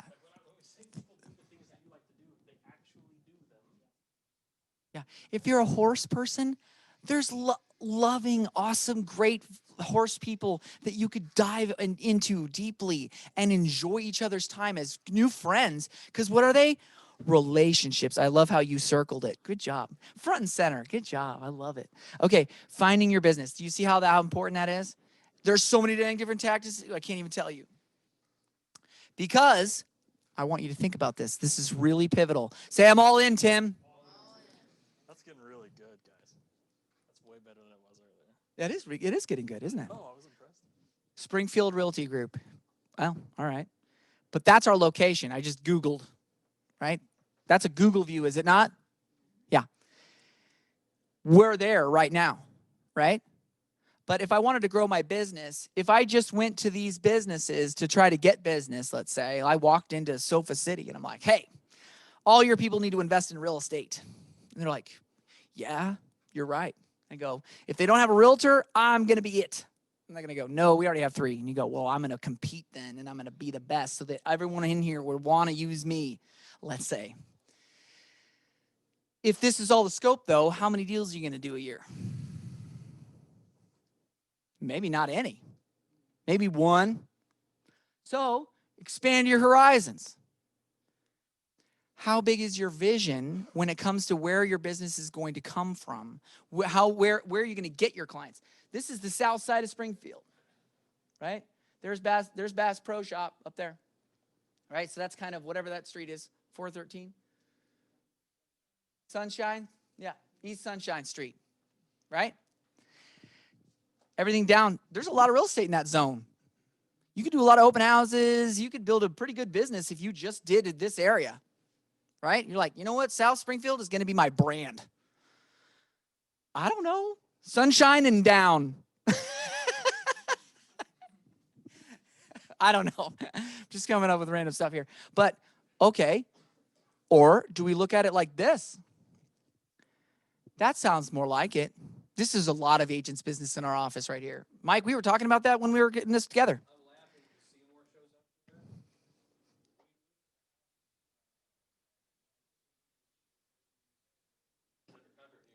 Amazing.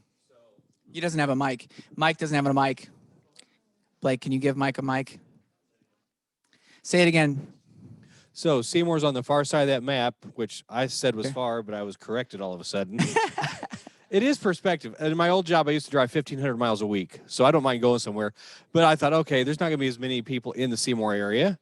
We listed it New Year's Eve and had a contract for over full price New Year's Day.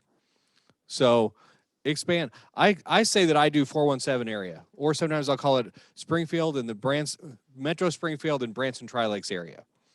But don't go somewhere where you're not going to service. That's where you got to do what he's going to say next. Okay, so this is super, super important. This is probably the general population of real estate agents' mindset about real estate.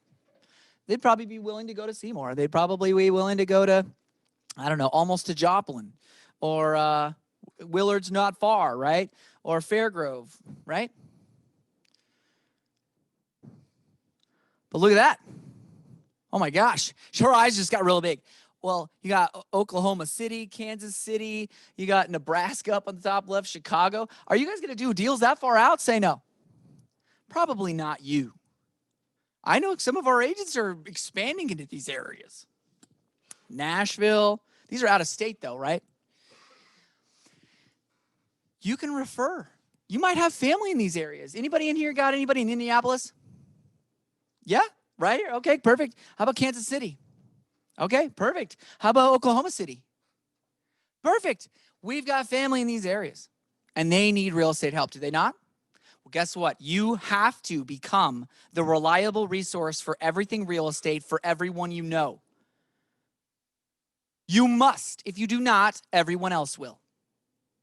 So do you want your people reaching out to you for real estate stuff, or do you want your people reaching out to anybody and anyone they meet at an open house? Lame. You must make a moat around your people. Everybody know what a moat is? All right.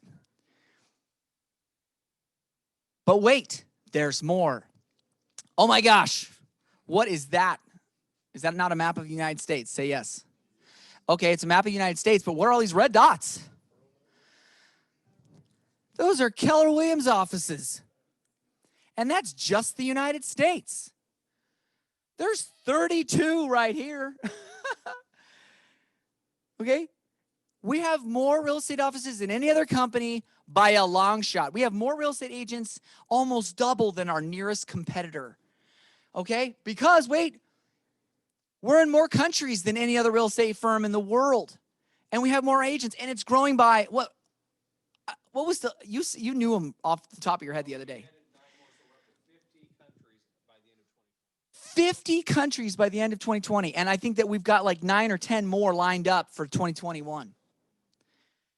So guess what? South Africa, I don't know if you guys have any friends, family, or people that you might know through Facebook or something. There you go.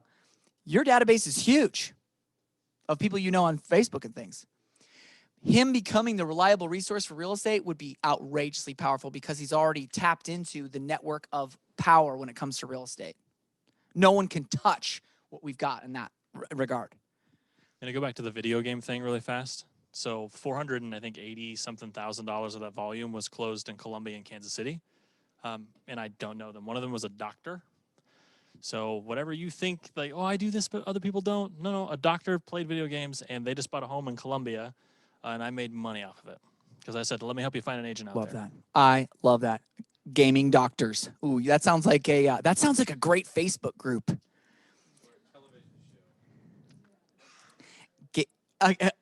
Gaming doctor. Gaming doctors coming to you this Sunday. Okay. expand your horizons, that everywhere your people are, there you can be also. Your app can be in the hands of every person on Facebook. I made a huge push once the new app came out to get it into everyone's hands. And I just prerequisited, I told them, I said, hey, look, it's not perfect yet. We're making this the best real estate app ever, and it's linked to me. So you can trust it with your data. No one else is going to get your data but your own, but me. And at the sake of sounding too harsh, if you don't, I will. I mean, there are other people in this room that you're going to find somebody that you know and trust that's going to see a video that I put out, or go to Tim's open house, or run into Mike at Disney World, and they will sign them. Yes, they will. They will And sign so when I say protect with a moat, if by them having your app, they can't have any other real estate agent's app within Keller Williams. Give your people your app. They might or might not use it. Who cares? Give them your app. You can get a great link. You can put it in your Facebook message. You can. It automatically populates a beautiful little image, and you just go, by the way, no matter where you are, I have taken my business and real estate to a whole nother level. This is the real estate app you should use. Zillow, Redfin, Realtor.com, all of those other HomeBot, all these different websites out there are taking your data. And I, as your realtor, want to protect your data. You must download this and only use this one, and because it only goes to me and nowhere else. And that way, I can help you anywhere you are, find the home or link you with the best agent in all of the the area. And one of the easiest ways to add people to your app is through command. You could put all of your database in, you could select as many as you want and add them all to the Promote My App Smart Plan all at once. I mean, 5 minutes and you've sent it out to hundreds of people. And you can customize that the way you want it to say, hey, this is from Tim or Blake or Mike, and hey, send them to our app. That'd be better. So no, I like that. But you can customize it on there and it'll send, and you can do all these people at once. But command, same thing he was saying about the app, here's the way Gary Keller said it at Family Reunion last year. Our technology is as bad as it's ever going to be, which sounds weird when you think about it, but what that means is it's getting better every day. So there's some pieces that don't work perfectly yet, but you can go in and you can say, hey, I want this or this, and when more people do it, they fix it, or they find a new way to serve it. But I've been amazed how much command will do and make my life easier by just automating things. So the Promote My App thing is something in there, and we can show you how to do it. Love it. Thank you so much, Mike. That was really good. So session number 4 is about winning sellers. Let me tell you, when I say that winning sellers is the name of the game. If you're an agent just working with buyers, don't get me wrong, I love buyers. It's fun shopping. I'd much rather put a sign in the yard, have people calling my number, getting activity from my listings online, having open houses to be able to do that are mine. There is so much more power in listings. So winning the seller is session number 4. And so getting signatures, baby. And that's awesome. And there's so many great tips and tricks in here for winning the seller and making sure that they feel heard. Because remember, they know you, like you, and trust you. That's how you get signatures. And just a quick reminder, all these classes are taught by people in this brokerage. And the thing that you cannot forget is that I think the majority of the top 25% of every agent in Springfield is at this brokerage. If you go to an event in California, or I went to a family reunion in Austin, Texas. I think it was Austin last year, Dallas, Texas. And I was walking through the hall, and Dan Holt, who's Dan Holt here, was just like walking through the hall. And everyone's like, that's Dan Holt. That's Jen Day. Like, people know the people that are teaching these classes. They're very, what do we call them? Keller famous or something? Oh yeah. There's an actual word for it. It's shoot, I can't think of it. Rachel knows. I guarantee you. No. Like Keller famous. They're Keller. If you ran into them in a hallway and they Keller knew who Cloud. your name I'm like, was, "Ooh, people I would like approach you just to figure out who you are because you know who they are. Yeah. I mean, they're You like should- celebrities. Yeah, It's they are like ridiculous. celebrities. Oh, that's it. It's something celebrity. Keller celebrity. Celebrity. I think that might be it. Celebrity. Yeah. I didn't do this when I first started. Sorry. So the whole point in me saying that was I didn't do Ignite when I first started because I was like, okay, people are teaching classes, so what? Now, the people that are teaching classes are the ones that are making millions of dollars every year, and they're in this building.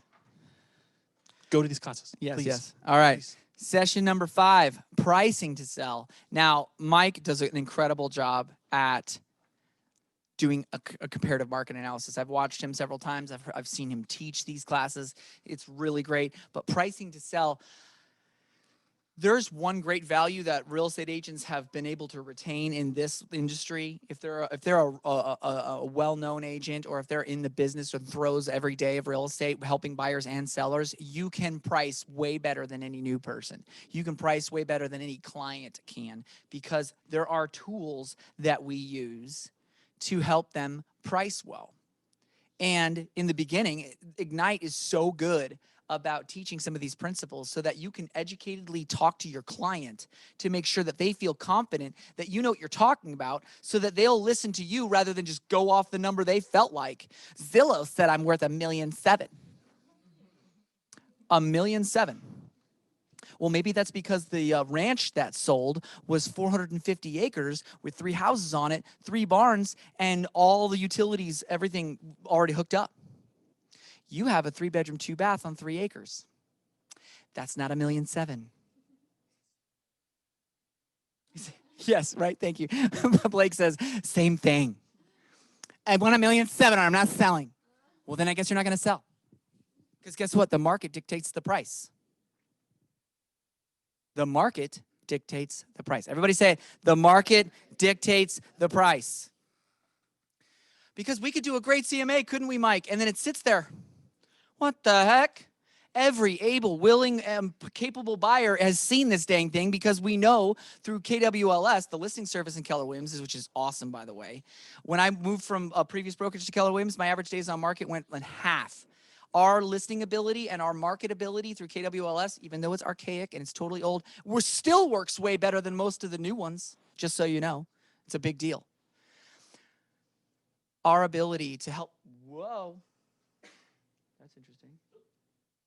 Okay, well, that was new.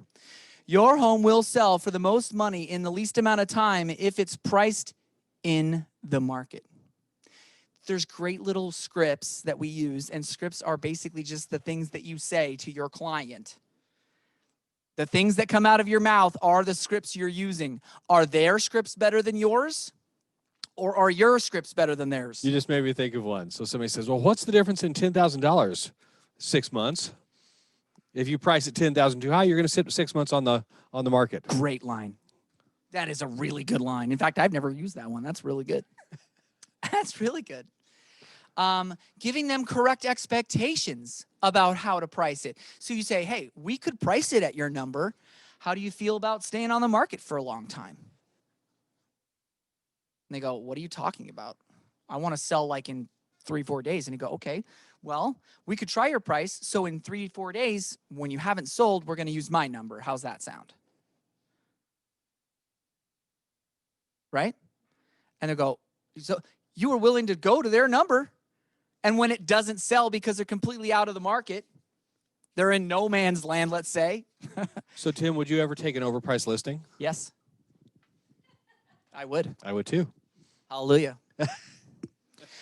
When it comes to the right expectations, though, you get that in writing, that you write it into your contract that, by the way, if it doesn't sell within the time frame you're wanting it to at your price, we're going to be more realistic on what the market is bearing and what I know it to be. And if they say, well, whoever said it should sell for this price, well, if it will, I'm the realtor that can make that happen. So let's go ahead and start there. And if it doesn't work, we'll change it in 2 weeks. Thank you. Did you hear how brilliant that was? Said eloquently from a very, very seasoned professional. Old. No. I love it. When it comes to pricing, there are tools. There are activity levels in the beginning of a listing that help you gauge where you're at. If you're getting a ton of activity, lots of showings, but no offers, what do we do then? We show them what the market is telling them. We don't tell them the price is high, but there are so many things like through List Hub and through Flex. and there's one other that are free to us to use that will constantly show them how many people are looking at their stuff online. And that's where there's some stats like this that say, well, if we had 1,000 people look at this online and nobody's looked at it, that means the market's telling us it's overpriced. It's never me telling you it's overpriced. It's not us. Because we know we are marketing the heck out of it to make sure it's in the front of and in the eyes of anybody that's looking for that kind of a house. I know for a fact everybody that's in the market right now has seen and viewed it. Anybody that's interested can find it immediately. Right? I think there's 4,000 real estate websites out there now. Did you know that? 4,000. Guess who's on all of them? You. By being on KWLS is one of the ways, and syndicates out. And KWLS that Tim's talking about, it is basically the same as Zillow. Like if we pull up a search on Flex, all we get is what's in our MLS. KWLS or your app doesn't differentiate by MLS. It goes everywhere. Like I have 2 searches set up on my app for me. One is for Destin, Florida, because I'm looking for a vacation home there sometime.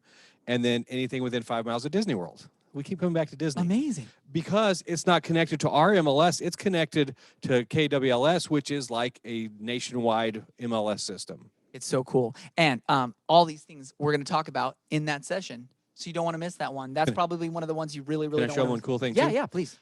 Every time I go to a listing, I have a listing promotional pack. This is my new one for 2021. I've already made it. I turn this into a giant PDF, and I keep 5 of these on hand all the time. So if I got to run out to a listing real quick, bam, I print off the stuff on their house, stick it on this side. All the stuff on the seller is here. It tells about our team, our MVVBP7. I can't say all of them. MVVBP. That's it. Blood pressure. MVVBP. This is something out of List Hub that shows all the websites we're on, which is free to us. Dave Ramsey stuff, I'm special. You don't get those. I did that for like 4 years too. Questions and answers. Sales from the last year. If you don't have sales yet, don't brag on you, brag on we. We sold $1 billion. $1 billion. I'm 5,000 last year. I'm a part of the #1 Look real at estate this. organization in the world. Trent, or the disclosure form in the back. So at the first applicable, practical spot, I've handed them the disclosure form too. But we'll talk about how to put these together, how to brag on yourself. I keep red ones are for my sellers, black for buyers. That way I have 5 of them set up all the time. The minute I got to grab one, I just grab it and go. Love it. Love it. All right. Selling your listing. So number 6. Hey, who doesn't want to sell their listings? Anybody here? Just throw it up. I don't want to sell my listings. Okay, perfect. So you all want to sell your listings. How do we do that? Well, we deliver value. We get paid because we are delivering value. You go, okay, good job, Tim. I agree. We deliver value, but what the heck does that mean? Well, you might not have seen this before. This is called the 4 conversations, but I don't like that it's called the 4 conversations because the most important part is this big red wall in the middle of it. So you need to go on listing appointments, and I can tell you how much business you're going to do by how many listing appointments you go on. And then you're going to take those listings. And if you don't take any listings after going to a whole lot of listing appointments, you're not saying the right things. And then guess what? If you're not going to deliver on your wall of value, you don't get closings because closings are what gives you your profit, correct? Okay, so this is called the 4 conversations, and I could go through it again just like that because I've explained it a million times. But this wall of value is what does selling your listings. You're going to promote it. You're going to market it. You're going to talk to everybody about it. You're going to show it. You're going to allow for everybody that you can imagine and beyond to help them find it, right? My wife found the house that we bought here in Missouri back in December on a Facebook website that just showed up on her little feed on the side. Back in December, weren't intending to move to Missouri. My wife found that house on a website, or on a Facebook group called For the Love of Old Homes. You can go on to Facebook right now and go on For the Love of Old Homes and find my house that I bought here in Springfield 6 months later, or however long it was. What is that? December through May? Yeah, crazy. So when you think about how your clients are going to do this, you're delivering on your wall of value. You follow me? Your value proposition. What makes you different? Why should I choose you over every other dang realtor? All the other realtors, you're going to catch yourself. Do you say realtor or realtor? Yeah. Good. Because you don't go to the docketer. Thank you, guys. You have not been in here for very long. Okay. Oh, you were listening. Oh, you're so good. Mike? The technical way is like you're a superhero. Realtor. Realtor. There you go. real estate. Real estate. So you're delivering on your wall of value. There are tools to deliver your wall of value. You guys are going to go through all those tools in that section. Don't miss that one. Do you see how each one of these sounds like the most important one? Have you noticed that? Each one pretty much is the most important one because there's a lot of elements to doing this business well. Session number 7, finding and winning buyers. Now, that's an interesting way to phrase that. Could you read those bullet points there for me? In this chapter, ... find buyers to work with, qualify and schedule buyers for the consultation, conduct the buyer needs analysis to find the right homes, and close the buyer agreement. Amazing. Yes, Mike. The buyer packet. It's already ready to go for the whole year. This way, the minute I have to run, it's all there. And again, I've given them the disclosure form from day one. How long did it take you to set that up? 20 minutes. Because I put in, it was all separate things. I moved it into a giant PDF. That way it just says buyer packet 2021, hit print, and I got them. Amazing. I have one like this. Because I do luxury, right? And my clients can feel and touch nice. Go ahead and feel it. Nice, right? I don't want a folder. I want to show up differently. I want to be better. I want them to go, whoa, the other realtor just gave me a flimsy piece of paper. This is like amazing. I get to keep this. I'm just giving Mike a hard I time. want to see you bring that one to that $95,000 listing in Seymour. I know it. But you get to decide what your touch, what your feel, what your look is, what your designs are, what your label is like. Are you going to be Motel 6, or are you going to be Sheraton, or are you going to be Hilton, right? Are you going to be an Airbnb? Hotel V. I'm a boutique hotel. A boutique hotel. That's hard to say. But you get to decide that. And I mean, I'm not going to go through it right now, but I found my original mission, vision, values, beliefs, and perspective. The mission of my company, the vision of my company, the values of my company, the beliefs of my company, and the perspective of my company. My MVVBP is how I deliver my value.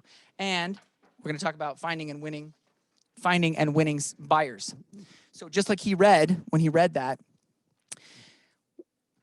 open houses is probably the simplest, cheapest way to get buyers, which is why so many people say it in the beginning. But now, agents have gotten better over time since 10 years ago when I started at maintaining their database.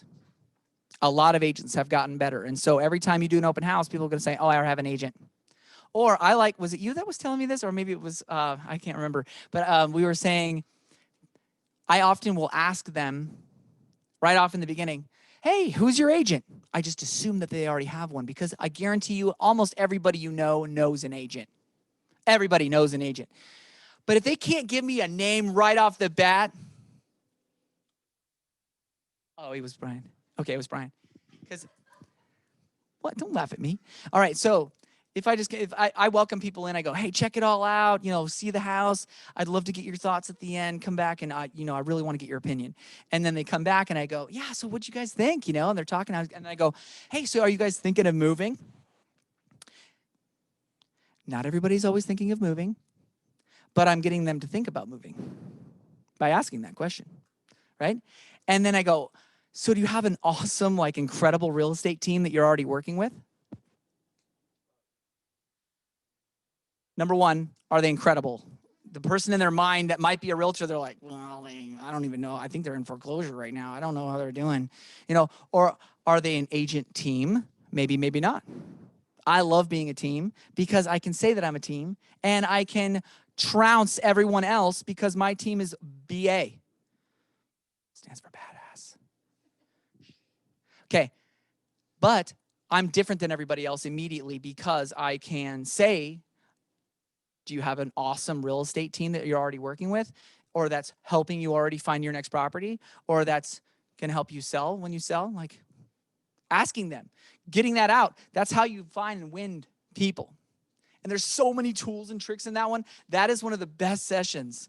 It is, you just turn everybody into a client very quickly and easily. All right, how we doing? You guys all right? She gave me a thumbs up. I appreciate you. We don't know each other. Are you with us? Okay, all right. Are you with KW? Okay, well, that's exciting. I was like, you're awesome already. You're already part of the family already. This was just a little snippet of one of the, because remember, see the old KW Luxury International logo? This is just one of my open house flyers that I sent out online. Make things look good. People, the houses sell themselves a lot of times. I like marketing the heck out of the ones that sell themselves because guess what it generates? A lot more activity, right? Man. And I have a whole thing that I teach called camping. Some of you have heard me teach it before. Some of you I've just given it directly to, just saying what it is. You like it, but you don't do it. No. Well, because he's already good at the things he's good at. You don't have to do everything that everybody else does. There's different flavors. Are you going to be on the radio? Maybe not. Are you going to do a flip TV show? Are these ways people can get listings and buyers, sellers? Yeah. Are you going to flip homes? Maybe not. Okay. You get to choose, but I say you have to have 3. You need 3 different modes of getting new clients, particularly buyers in the beginning. Those are the easiest because they don't need to know you from long years to use you. They just know you, like you, and trust you because you can win them over in the beginning. If you're a really great people person, you can get a lot of buyers real quickly. Sellers takes a little bit more time, usually, but you want it to be around a 50-50 or a listing-heavy business eventually. My business, thank God, has always been a 50-50 business. And you want that because you want to be representing buyers at the same time you're taking listings, because representing buyers gives you a really good indication about what's happening in the market and what to expect from taking a listing. You know what I'm saying? If you're taking a listing and you don't represent buyers, and there's a lot of agents in California that are like, I only work with buyers. I'm a luxury buyer agent. And you go, okay, but then you don't know the listing side at all. You are probably one of those agents that sends me some huge dissertation about all the things you want me to fix on my repairs. How dare you? This is my beautiful listing. You're going to offend my sellers, and we're going to fall out of contract because of your ego. Right? Thank you, right? He's laughing. How true was that? That was the real thing right there. Choose to do both sides, please.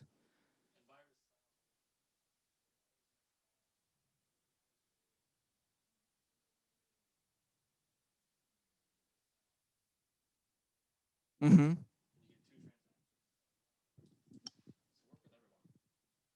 Work with everyone if you can, right? Be the person. Be all things to all people, right? Okay, everybody stand up. Everybody stand up. Shake it out. Shake it. Woo. Do some dance moves. Right? Whew. You guys doing okay? All right, we are powering through. Let's take a 2-minute break. Go to the bathroom if you need to.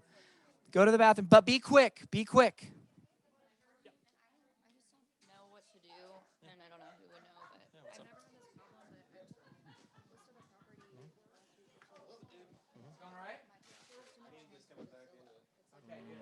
Yeah.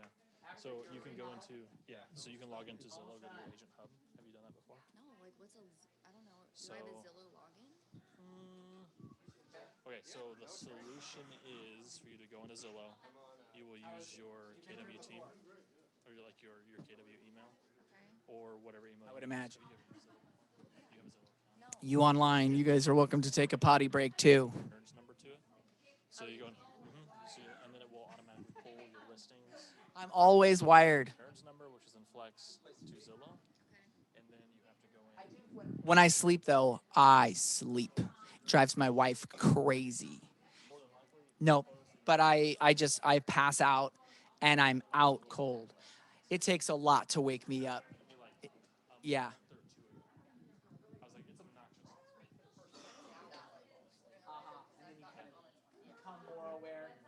I got it. Sign in and create the account, top right. You get hooked up there. Yeah. I was like, sorry, that sucks when it happens.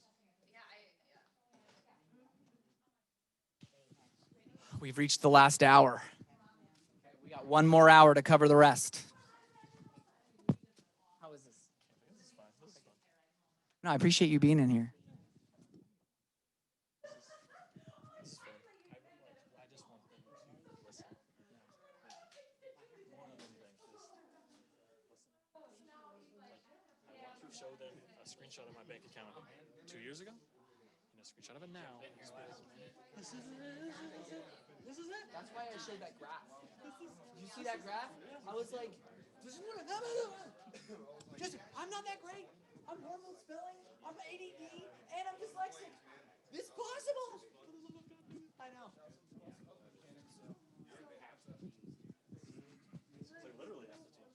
All right, everybody have a seat. Let's get moving. We're in the last hour. We're in the last hour. You doing all right? Okay, good. Okay, we are talking now about finding and showing homes. We are missing at least 5 people, maybe 6 people. Finding and showing homes. Now, why would a whole session be devoted to that? Why would finding and showing homes be devoted to that? Oh, he nailed it. That was like said exactly how I was going to say it. Don't waste your time. These are tips and tricks for you to be the agent and be effective. Say effective. Being effective for your people is being a leader for your people. Your buyer comes in, they want to see 12 homes.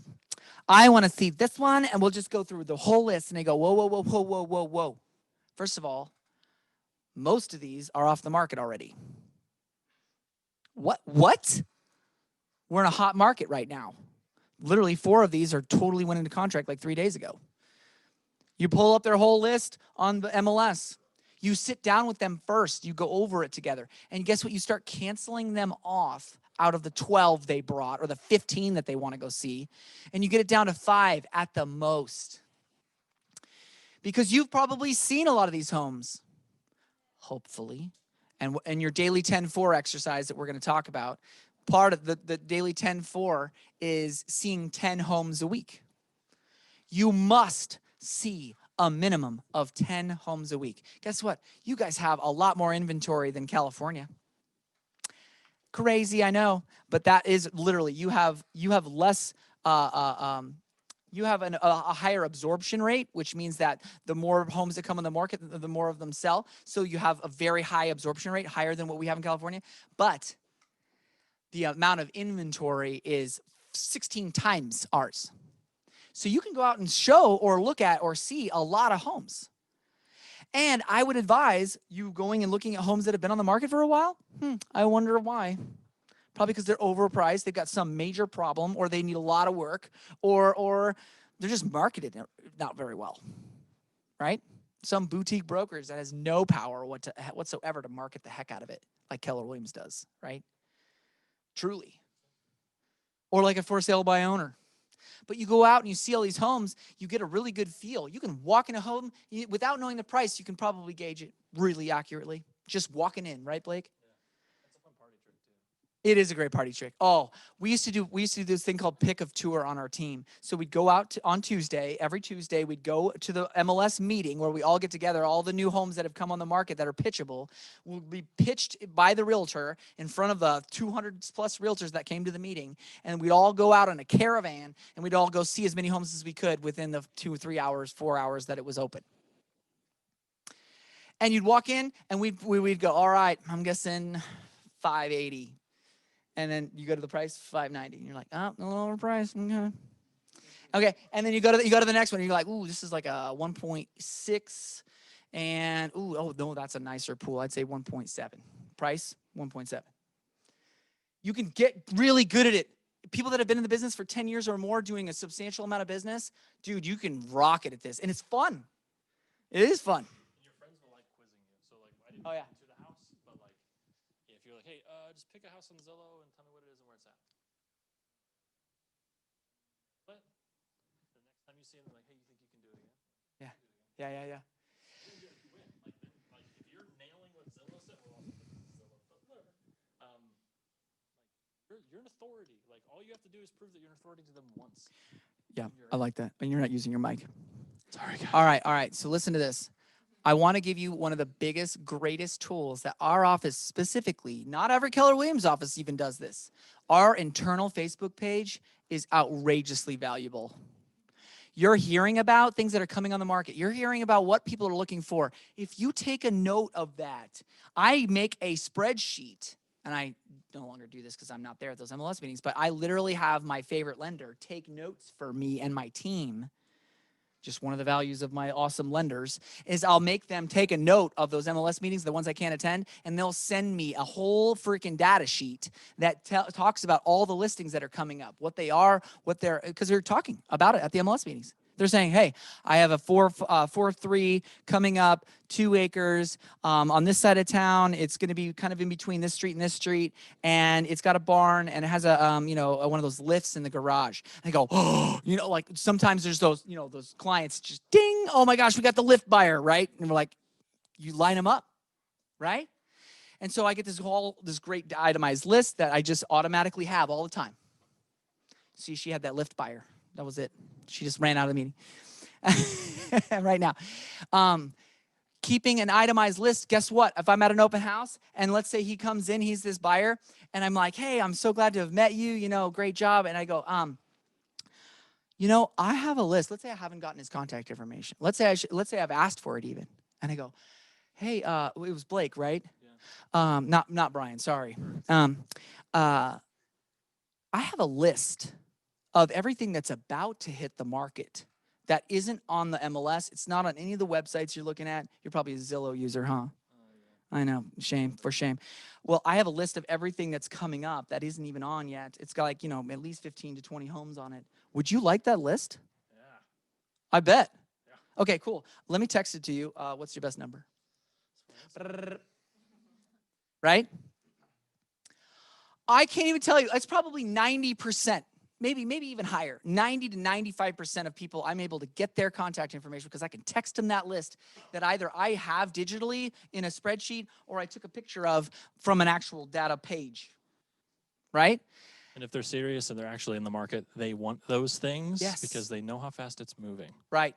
So if they're a really good, really on it buyer, I'll call them. I'll text them, first of all, after the open house. You text everybody that you get their contact information that evening after the open house. Hey, great to meet you at the open house. It was a pleasure meeting you. Tim McCall, your favorite realtor. I don't know, whatever. And then the next day, I'll call them and I'll say, hey, I hope I caught you at an okay moment. It was Blake, right? Yeah, this is Blake. You remember how I texted you that list? Yeah. Were you able to look at those or even look at the areas that those came up in? Literally all night. I thought you might because you're on it. Motivated. If you wanted to go see any of those today or tomorrow, you just let me know and we'll go check them out. Some of those are going to need an appointment, but I can set them for you because they're not on the market yet. That sounds great.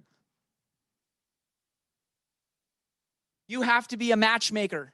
Say, I'm a matchmaker. Man. It's true.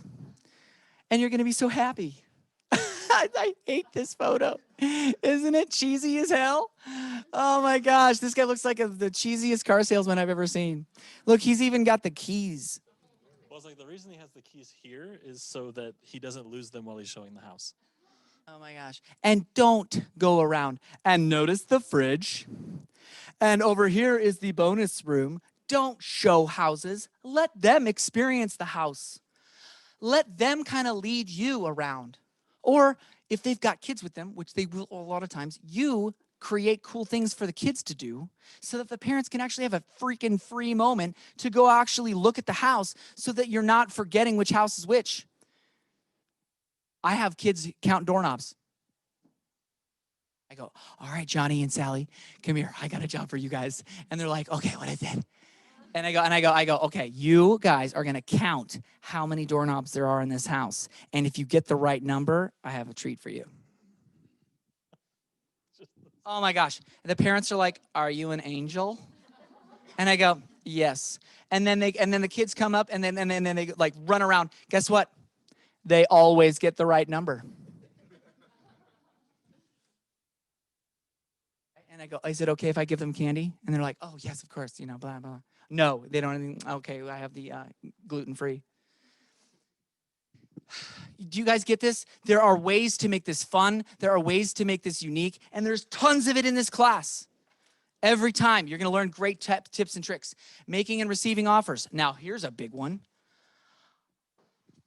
Anything more important as a buyer's agent to write a great offer? Besides securing a client? Okay, oh, we gotta, Justin made a comment. What is it? Do some dancing for me, Tim. I'm still in the vehicle for another 10 hours. How was that? I hope he was looking at that very moment. I should have. He's driving, so I think so. Justin, did you get to see my dancing? Okay, we'll see. I'll do it again in a second. All right, making and receiving offers. Making and receiving offers. If you're writing an offer, is it your offer or is it the buyer's offer?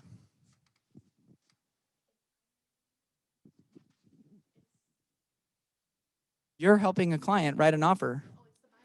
It's not your offer. Is it your money? It's the buyer's offer. Yeah, but making that really compelling and the tips and tools and tricks that you'll use to make that freaking offer get accepted. What's the point of writing an offer? To win. Does your client deserve to win? Say yes, because it's your client. Are you doing your fiduciary duty if they lose? Nope. They wanted that house and you lost it for them. You have to find out how to get the right offer price to win. And if your buyer can't write that much, that's not your fault. And or you will help them know exactly what they need to write in order to win, or they'll decide not to. Truly. If you know where your buyer's price is, and then the offer comes in and you talk to the other agent, or the offer you're writing, you finally get in touch with the other agent, which sometimes takes forever. The other agent, you're like, hey, I need to write a great offer on your house. Your sellers, what do they need? What do you mean, what do they need? I want to know what I want to write in my offer. My buyers love this house. This is a 9 out of 10 house for them. They need to write a great offer for your listing. What can we write on our offer that would be compelling? Use that word compelling. Write down the word compelling. Everybody say compelling. Say it compellingly. Compelling. Compelling. Wow, it sounds weird now that I say it, huh? That's so weird. When you write a compelling offer, it means it's motivating. It's like, wow. If you can write a compelling offer, it makes the seller think. But you wouldn't know what to write unless you're talking to the agent. Yes. Representing the buyer and you contact the listing agent and you're telling them my clients want this house, it's a 9 out of 10. Basically, are you tipping your hand to that seller at that point? Or at that point, are you, I mean, if it's competitive like the market is now, and like it will be for probably the next 2 years, you want the other agent to know how invested your client is on getting that dang house. And they will know how invested you are by the offer you write. Now, does the price always the biggest factor? not, I mean, it's the biggest factor. It often is the biggest factor, but not every time, not always. Your client might want an extended close. The seller might need a special kind of we're not doing any repairs, right? I love that one. I mean, as a seller, I like to say, no, we're not doing anything. Will they ask? Say yes. Yeah. Okay. Making and receiving offers. When you are making, oh, I think I have a thing. Yes, look. How many hands are going after that house? A lot. A lot of people would want to buy it if they could. And a lot of people will write offers that won't win. How many will win? Say one. Just one. Just one. That's right. Just one. So if there's 5 offers, oh, by the way, quick little tip. Listing agents will like to say how many offers I think are coming.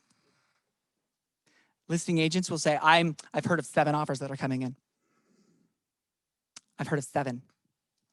You go, that's a lot of houses, or that's a lot of offers. How many do you have in hand?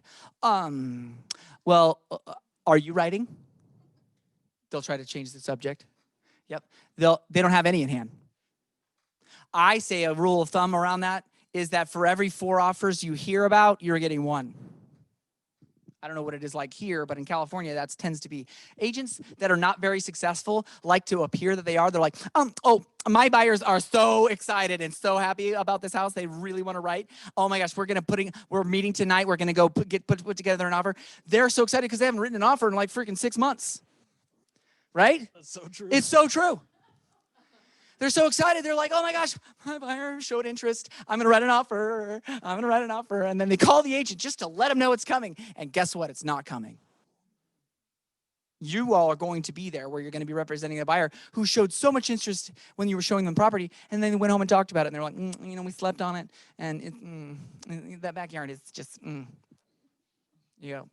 Okay, so it was a 9 when we were there and it turned into a 3 overnight. What the heck? Oh, so I guess we're not going to write an offer. No, dang it. You just called the agent and let him know you were going to be writing an offer. And your client will even tell you to tell the other agent. Tell the agent we're going to be writing an offer. Nope. You want that offer in hand, or you're going to be sitting down, calling the agent with the client there, talking to them about how we can write this the most compelling offer. When they have 3 offers in hand, it needs to be pretty freaking compelling. And you need to find out what those other offers are if you can. But these are great tips and tricks, are they not?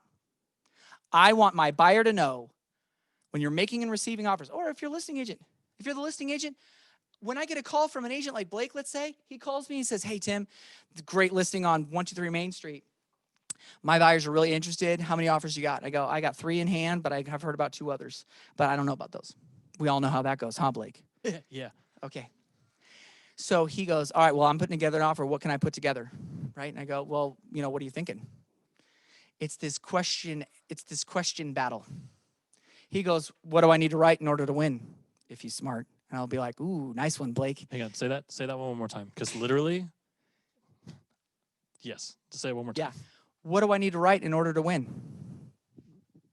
And to answer, Cole, the question that you said is if your clients understand the market because you've explained it to them and they know how fast it's moving and they understand that it's going to go above and beyond, and you look at them and you say, okay, this is the house. They say, yes. Is this house good for 5,000 more, 10,000 more, 15,000 more? At what point do you not want this house? And then they'll go, oh, well, it's not worth 160. It's worth 155. Cool. Let's go in at 155. Yep. And then we can rock and roll that. Another way to ask that is to go like, hey, we're writing 155. If we lost for 160, would you be sad? Okay. Heck yeah, I'd be sad. I'd go to 160. You wouldn't have known that if you didn't ask. Sure, we'll deal with the appraisal when it comes, but I want to win. You want to win. It is your job to help them win. It's like an attorney. You're in court, baby. Are you going to let your client lose? Heck no. I'm going to find out everything I need to know so that I can make sure my buyer wins, especially in a competitive market.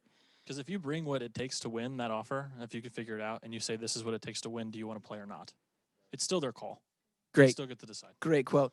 These are the kinds of things you're going to learn in this class. Session number 10, negotiating the deals. Ba-boom. I'm teaching this one. Oh, I'm excited.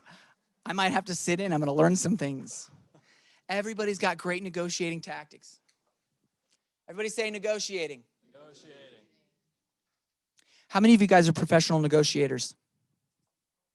All of you. Everyone raise your hand. You are being paid to negotiate. You are being brought in because you are now going forward going to study negotiations. Do we teach negotiations? Say yes. Yes. If you didn't say yes, say yes. Thank you. Negotiations are half the reason why my clients use me. I don't lose. almost ever, unless my client decides to do something stupid, or they can't literally go that high because the prices went too high.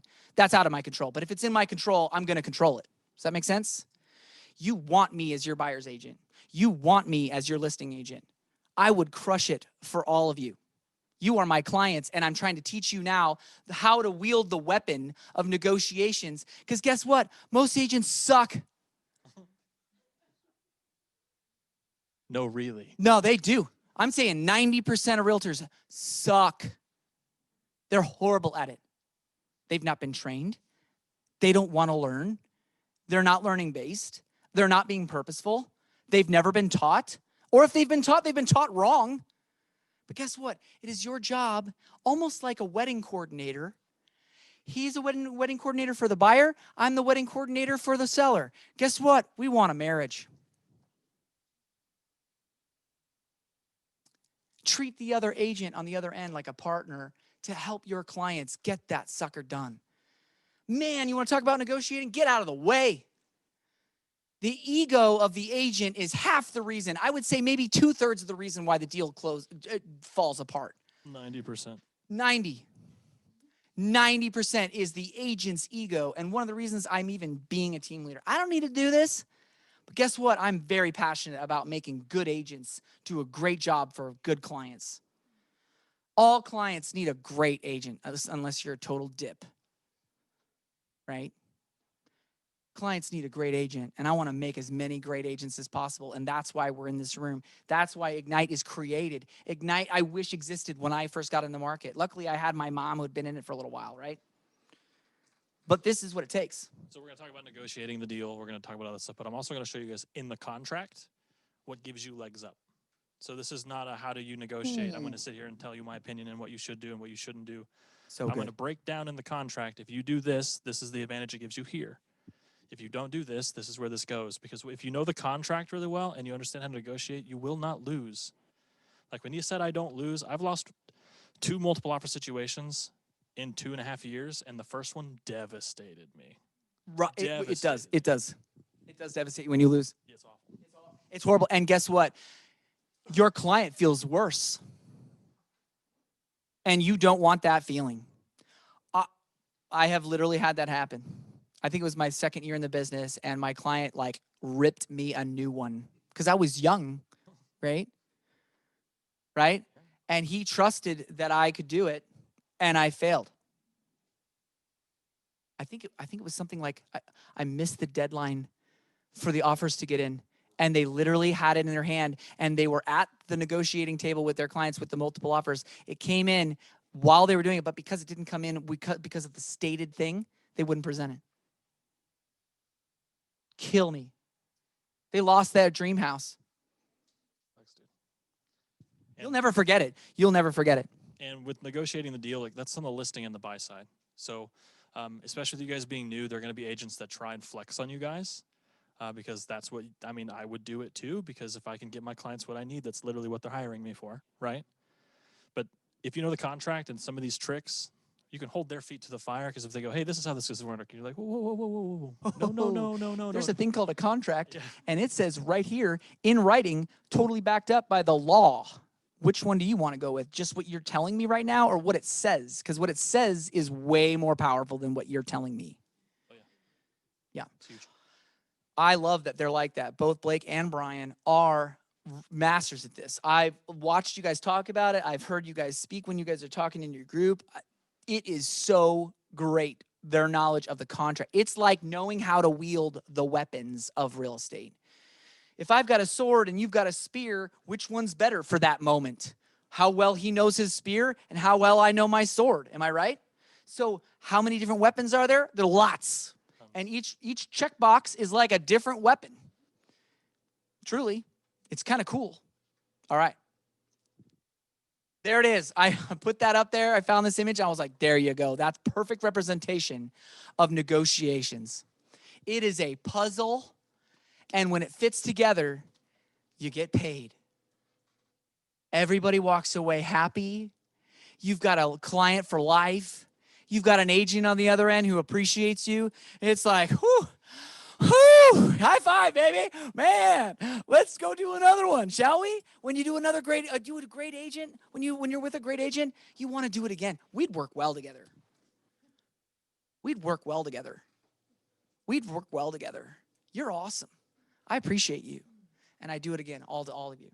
Because I want you to understand that I'm on your team. We're working together for our clients. We're going to do our responsibility and fiduciary responsibility to our clients. And the puzzle pieces, let's figure it out together. I was like, I'm just going to say it like a little differently. He represents the sellers. I represent the buyers, right? All we're doing with each other is bringing together what they want. Yes. And in the very beginning, you're feeling each other out. Okay. But then, like, some of the most insane deals that I've done is me and the other agent going and getting coffee and sitting down and going, what the hell do we do? That's like, a great how do we do this? Very like, how few do we put it agents do together? that. Very few agents meet together like that. I would highly suggest that. Highly. Luckily, in California, we still have broker meetings, so we see each other at those meetings. And we seek out the like 3 or 4 people we're in contract with, and I go, okay, we got to talk to Jim, we got to talk to Kevin, we got Sally and Jennifer. Let's go. We're on break. Oh, yeah. And be like, hey, I just want to talk about Sage Street. When we're writing this over, I just want to not scare you, but it's going to ask some of the things, and we want to work this out. Okay. But they love the house, but we just want to make sure that I didn't want to shock you with that request for repair. Sure. Okay. Got it. We'll counter.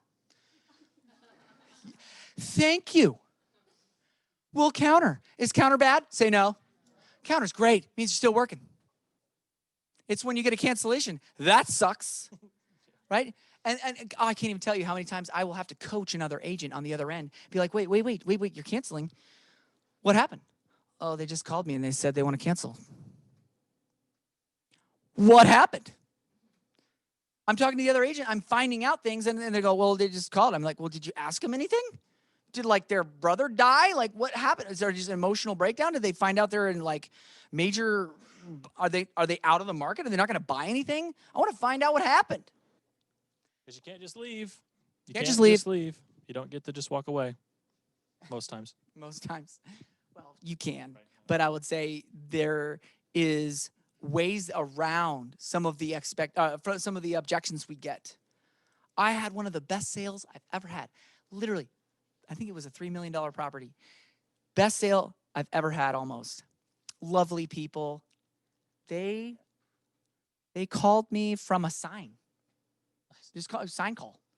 Call me from a sign. I'm driving. It's like late. I pull over my car. And I don't normally do that from a phone call, but I could tell this was like a real buyer for a high dollar value. Call me from a sign call. I'm like, I'm like, okay, let's just give this its due. And so we're talking, and they go, yeah, we want to buy this house. Great. Meet them out there the next day. They flew in on their private plane. Fly in. I picked them up from the airport, the local Santa Rosa airport, get in the car, drive around. We look at 4 houses. The one they called me about, last. Another tip, just so you know. They always remember the last house best. But anyway, we write on the house that night. They fly back. They call me. Again, late at night. I'm driving. I pull over. I remember. And they go, yeah, sorry, we gotta pull out. I go, what the heck? What are you talking about? They're like, oh, we realized it's just not gonna work. I go, is the financing wrong? Is the dollar value wrong? Do we need to get it for less somehow? Like, what's the deal? No, it's just, we really thought a lot about it, and it just isn't gonna work. I drive home again. I need to find out a freaking reason. They were upset about the microwave. They didn't know where they were going to put the microwave in the kitchen. Not going to buy the house. Kid you not. I go, look. We submitted last night. We haven't actually received whether they accepted it or not. Let's just find out if they'd accept it, and then you can back out if you want. Let's just find out if they will accept it. And then they went to bed that night. I was like, because a lot of times at night, people freak out. Their emotions are high. They have a fight. They're like, I don't know if I want to live with anyway. You're just a mean old cudger. You're bad man. whatever. Okay. And then You're on the phone, by the way, for these conversations. and then, yeah, I know. It's They true. tag you in. They tag you in. And you're like, oh boy, marriage therapy time. No kidding. And then we wake up in the morning and everybody's happy. They had their coffee, had their breakfast. They're sitting there. Everybody's happy. Do your negotiations at 9 to 11. By the way, that's a great time to do your negotiations. Everybody's happy. And so we worked it out, bought the house. One of my favorite properties. The thing is gorgeous, custom made, handmade by this contractor. He built it himself, old beams. Oh, it's just gorgeous in a grove of redwood trees. It's like the most beautiful thing. Lake on the property. It's just incredible. We have to be great puzzle pieces or put togethers. Okay. One of the ways I was like, look. I will custom make a spot for you to put your microwave. I will build you a customized hutch specifically for the microwave. How much money was I going to make on that deal? Like 3% of 3 million. Hey, Google, what is 3% of 3.2 million? 60. $96,000. You think I can afford to build a custom hutch? Yeah. Guess what? Think outside the box, people. Be a puzzle piece fitter. Or a puzzler. If there's a missing piece, guess who's going to custom make the right size? Am I right? Yeah. You figure it out. Okay. Yes, please, Mike. The reason I was gone some this morning, I had a deal closing this morning, and there's a problem with the window repairs. They had not been done right, or something was wrong. So I got a window guy. I said, you all get moved in 2 weeks. I send my window guy over. I think it's a $2 piece that's got to go in. But this was a big stopping spot that was holding everything. You just got to think, what can I fix? And, like Tim said, is it worth it to do? Oh, yeah. So once you get, we call it our concierge list. Once you get your list of people and ways to look through things, you're solving problems. We're going to talk about your business-to-business relationships in these sessions and how powerful they can be and how you become the reliable resource for everything real estate. So thank you, Mike, for saying that. He built a puzzle piece. He's like, whoa, we're missing a piece. We need to go make a piece to fit this together. We're going to figure it out. I will give you a credit for $2,000 from the, not me, my sellers, or to make this happen. Because then let's say the seller, I'm not going to go into all that, but the seller just staying in their house for another 2 months, having to go back on the market is another 2 months worth of mortgage payments. Sometimes the dollar values make sense for them to stay in the contract and follow it through rather than going back on the market and maybe getting the same price offer or not. You got to figure this stuff out. Oh, session 11, closing. That's what we're talking about. Once you fit all the puzzle pieces together, guess what? Closing the deal happens, right? Oh my gosh, I could go into that one all day. In fact, closing the deal. Could you read those three? Yes. Prepare clients for the close, achieve a successful close, and then making a lasting and winning impression with your clients and other agents. That lasting impression is the best part. You're going to be asking them during this time for a review online. A Zillow review, a Redfin review, a Realtor.com review, a Facebook review, what's that Google thing where you can search up restaurants? No, it gives you the rating. Yelp, a Yelp review. Okay. I was one of those Yelp people for a while, but they're so shady at how they do their thing. It just made me so mad. I boycotted them. You too? Oh, I have like 50 reviews on Yelp. Guess how many show up? 16. And I did, those bastards. Did you guys know that if you started a Facebook group about people that use Yelp, you could probably sell real estate to one of these guys? I know. So he missed my dancing because he can't watch. Yep.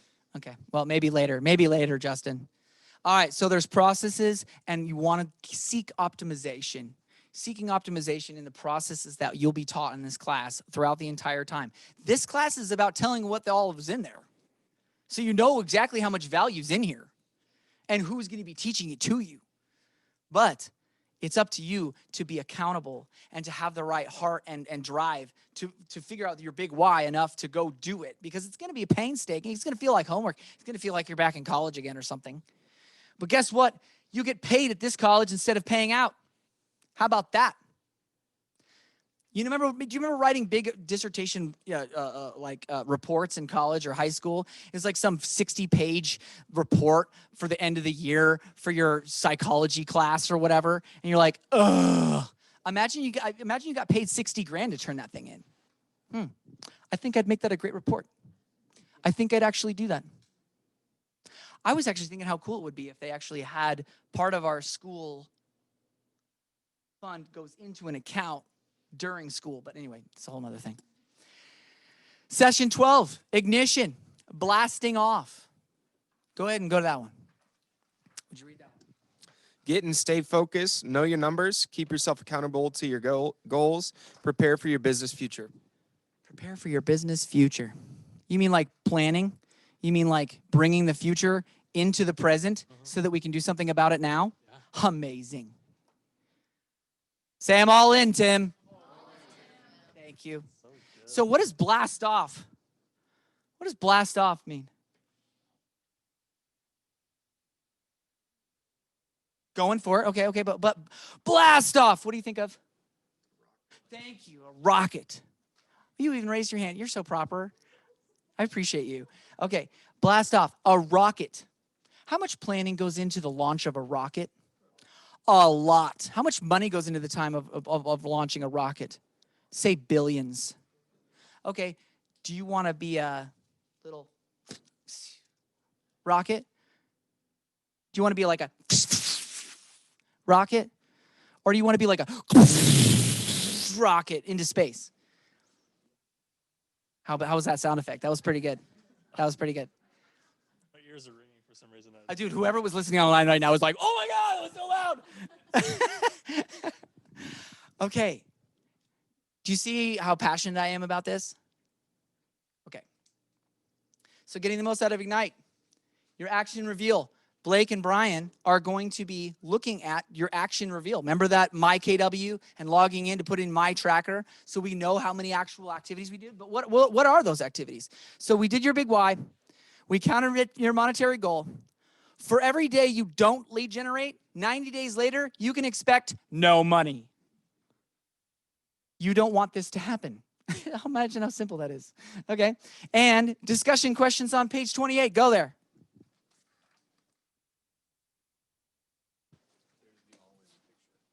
Yes. That's awesome. That's great. Could you, here, I'm going to have somebody read loud. Can you, you haven't read loud yet. Can you read nice and loud? Sure. How long, on average, does it take to get a buyer or seller to sign a contract for a sale or listing? Interesting. Interesting. Okay, next question. How long does it take for a transaction to close and for you to get paid? Interesting. We all know these? Maybe, maybe not. Next one. How quickly do you want to get paid, or how long can you go without a payday? Am I on the right spot? Yep. First session, because we're in first session. Page, I don't think there's page 28 on any other section. Oh, maybe they do restart. You're right. Those are questions that every realtor needs to know. Just so you know, if you're not in contract right now, if you don't have any contracts, guess what? There's going to be no money in 30 days. If you got into contract today, there might be money in 30 days. And what's that ratio of potential closing? It's about 75%. So if you got into 3 contracts today, you might get 1 or 2. Right? Or none. We're the only business that's that much on the line, right? That's $15,000 or none. And guess who works the same amount? Yes, us. Woo! Right? And so it's your ability to make puzzle pieces, man. Right? Okay. So that's that pipeline image right there. You see that on the next page? You need a shite ton of leads so that you can have a ton of appointments, so that you can get a lot of agreements, so that you can get as many contracts as possibly can, so that you what? Close and get paid. like Mike happened today. Good job, Mike. So how do we do that, you say? How do we do that? Well, this is how. During Ignite, this is your criteria. You are going to add 10 new contacts to your database. That could be through Facebook. That could be because you met all your neighbors finally. That could be because you were talking to the line at the grocery store at Sam's Club. I don't know, but you're going to meet people. And I would just use this one simple script really quickly. Just go, hey, have you seen the real estate market recently? You're in line at the bank. You're anywhere that there are people. And you're wearing your mask. And you're going to go, hey, have you seen what the real estate market's doing? The rates are insane. Yeah, no, I know. Have you bought a home recently here? No? No, I'm just here at the bank. Like you don't own here in Springfield? No, I'm renting. Wow, have you seen the climb of the market already then? Yeah, it's just a lot of money, and I just don't want to pay that much money for a house. Well, you know you can buy a house with nothing, right? I didn't know that. Yeah. You don't have to have any money in order to buy a house. How do you do that? Isn't that amazing? Yeah. I got this lender friend who's incredible, and he can help you if you want. How long does that take? About a day. Okay. Yeah, sounds good, right? Yeah. Okay. He didn't ask for my contact information. How was he going to contact me? I was just giving an example. Okay. Speak to 10 people in your database. You have friends. Do you call them every day? You really? Wow, every day. That's pretty impressive. Okay, I was going to say, that's amazing. That would be all day. 10 people in your database. Just say, hey, what's up, man? I haven't talked to you in forever. Like, let's say if I knew you, I'd be like, dude, hey, I haven't seen you since high school. How are things? Pretty bad. I know, right? Would you like it to go better? I sure would. Dude, let's buy a house. Okay. Okay, cool. I wouldn't suggest saying it that way. I'm just being silly. But I'm going to say, talk to your dang people about real estate. And you can do it online publicly where you just go, dude, rates are down lower than any time in history forever. If you're not buying a house, it's like buying a house with free money. This is the best time to buy a house ever. If you don't own a house, call me today. I mean, literally, you could do that. Write 10 notes. Now, I also give you a leeway. 10 notes. Oh, did she bring them down? I don't think so. I don't think she brought them. Nicole failed me. Go upstairs and on your way out and just say, you failed, Tim. No, I'm just kidding. Don't do that. Okay, so she could probably hear me up there. Nicole, can you hear me? She's like, what? How dare he? Okay, 10 notes. Writing a handwritten note means a lot to some people. Writing the handwritten note, writing the writing of the note means something to some people. When I receive a handwritten note, like Mike and I, we go, whatever. But if I get a message on Facebook, I read it and I go, oh, hey. Or if I get a text message directly and I go, oh, hey, I haven't talked to them forever. It has just as much, if not more, impact, in my opinion. So I would say 10 written notes could be 10 instant messages, could be text messages, or some other kind of communication through social media of some sort, but you got to reach out 10 times. Okay, that literally takes, let's just say you wrote this message. Hey, haven't talked to you in forever. How have you been during this pandemic? And Happy New Year. I was really poorly said, but I'll just say, hey, Happy New Year. How have you been doing during this pandemic? I haven't talked to you in forever. Reverse it. Sounds a lot better. Okay, take that post, copy it, go to 10 people and go paste next, paste next, paste next. 10 times. How long does it take? Say about 3.5 minutes, maybe. 3.5 minutes, 10 notes. Guess what? You're going to be busy if you did that every day. Yeah, I was actually going to caution you guys. Do it in spurts if you're going to do that, because if you've got 10, if they all 10 respond, you're spending like the next 2 to 3 hours trying to wrap up conversations, and you don't want to be there. And that's not the mindset that you want to be in. So maybe do 5 in the morning and then 5 in the evening or whatever it is. But do not instant message 10 people asking them questions, because they all will respond. So that just shows you how much activity can be created if you did it. Preview 10 homes. We already talked about that. But you're going to do this every day and weekly. 10 homes a week and those other things. By the 4th day, you're going to be like, holy crap, I don't know where I'm going to get 10 more people. Go do an open house or camp a property. If you don't know what camping is, you need to set an appointment with me. If you and I have not met and sat down for half an hour at least within the last 2 to 3 months, which is a lot of you, you need to schedule some time with me. Does that make sense? Or Mike. Okay? Yeah. How are we doing on time? Perfect. There's what it looks like.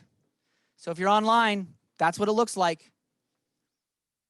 Look, it goes by the days of the weeks, and it gives you the color added to the database, number of contacts or connections, handwritten notes, homes previewed, and it gives you the numbers. The daily 10-4. Everybody say daily 10-4. If you do this, you will be successful. If you don't, you will not.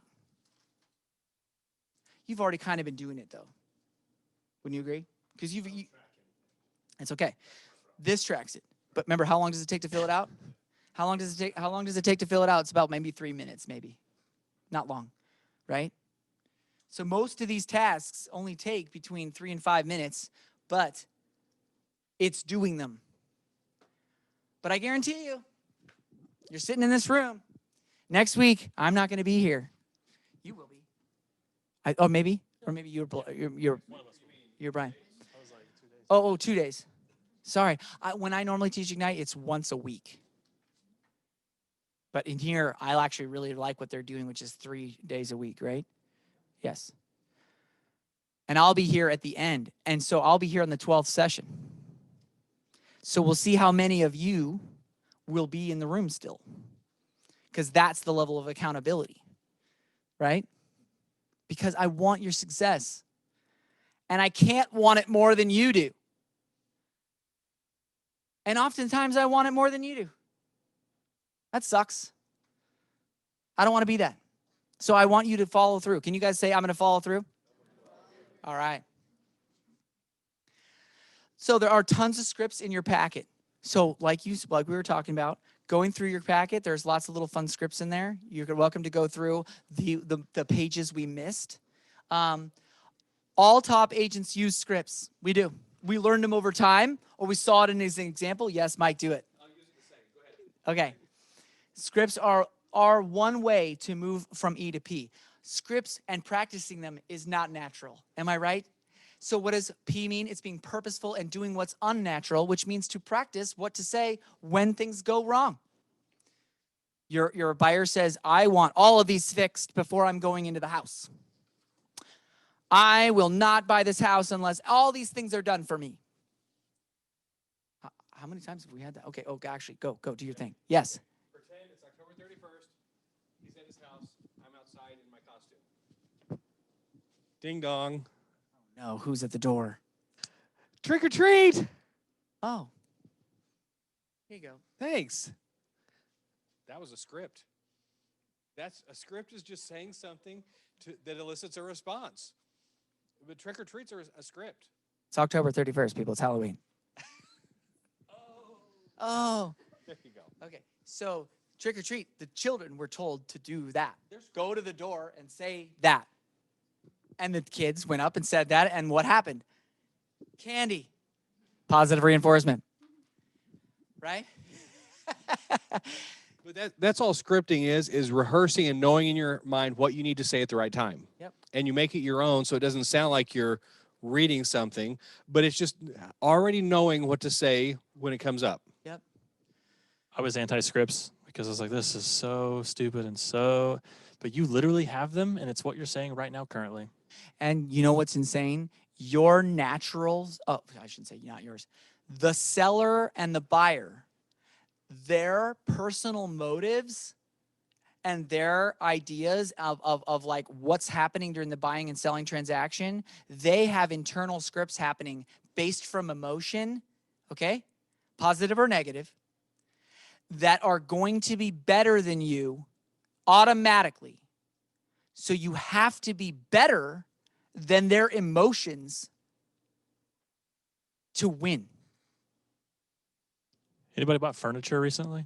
I did. When you walked in and that furniture salesman met you at the door, what'd you say?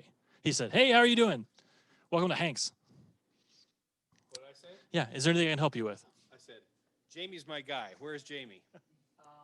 That's good. He knew somebody. That's No, very good. when somebody says, "Hey, can I help you?" What do you say? I'm just looking. I'm just looking. That's a script. Script. Their script sucked. Yours was the one that defeated it. Right? Say, "Hey, what can I help you find today?" Oh, that was a little bit better, wasn't it? No, she chose a furniture, not a furniture store. That's fine. She's the client. She wins. Right.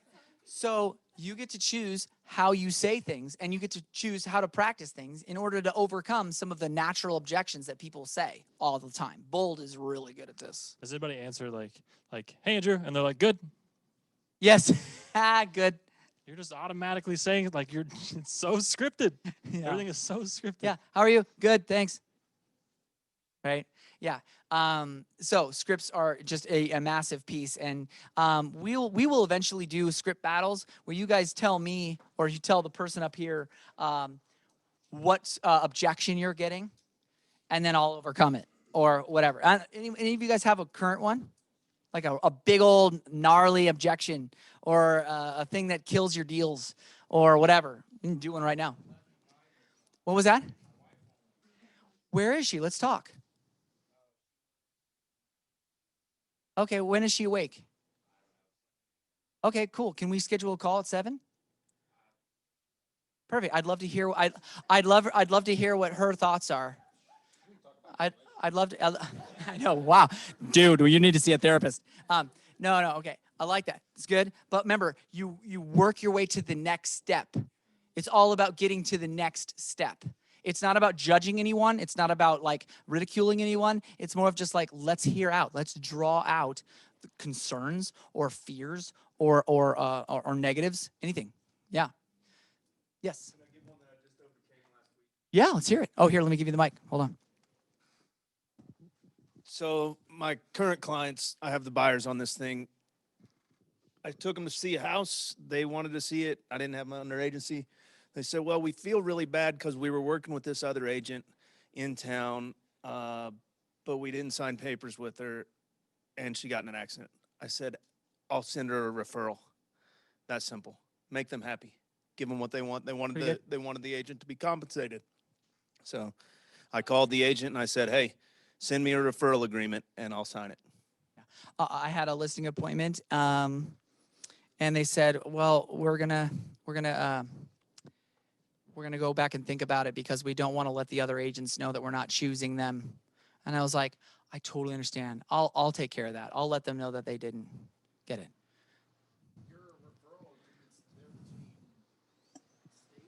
Mm-hmm. Sometimes. Referral agreements are between agents and clients. So that's in like, if I'm an agent and you're an agent, I'm sending you a referral agreement from agent to agent about a client. So the client is being referred to another agent, and it's agreed upon that we as agents will share part of the commission. And again, through command, you click 2 buttons and it connects. You don't have to do paperwork even. Yeah, it's amazing. You have to put an opportunity in later, but that fast you can set a referral up in It's amazing. Joplin or Hawaii or wherever. I can pretty much find you a great agent in any city, in any state of any part of the country in less than 5 minutes. Yeah. All right. I think we're almost out of time, so we're gonna continue on. But you guys are gonna make 3 phone calls right now, and you're gonna call 3 people that you love and like appreciate, and are a client or a friend, and you're gonna set as many of appointments as you can right now.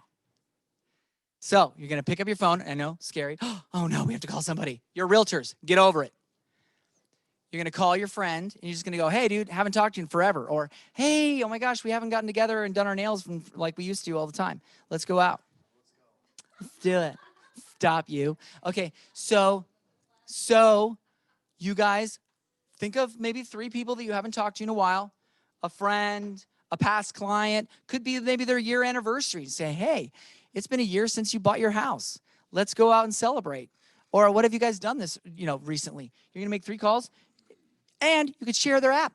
You go, hey, by the way, since you own a home now, you can follow your own neighborhood on my new app, and I'm going to send it to you, and you'll be able to pick and choose areas that you're interested in for maybe your next house. How cool.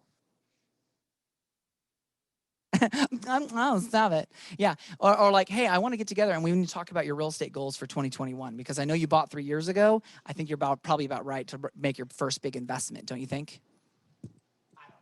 Go through your phone, find some names that you like, think of something that you've done with that person, and literally call them and say, I was just thinking about that time that this happened, and it made me think of you. So I just want to give you a call. It doesn't even have to be real. It doesn't have to be real estate related. Yes. Awesome. Yeah. Yeah, that's a great one. Okay, go ahead and call a few people.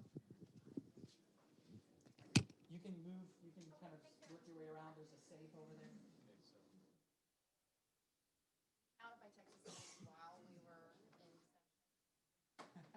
No, you have to make three phone calls. Actual phone calls.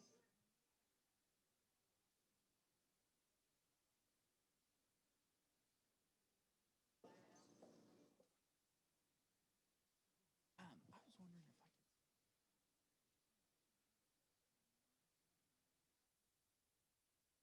Calendar. I've got some questions. My previous job. Oh yeah.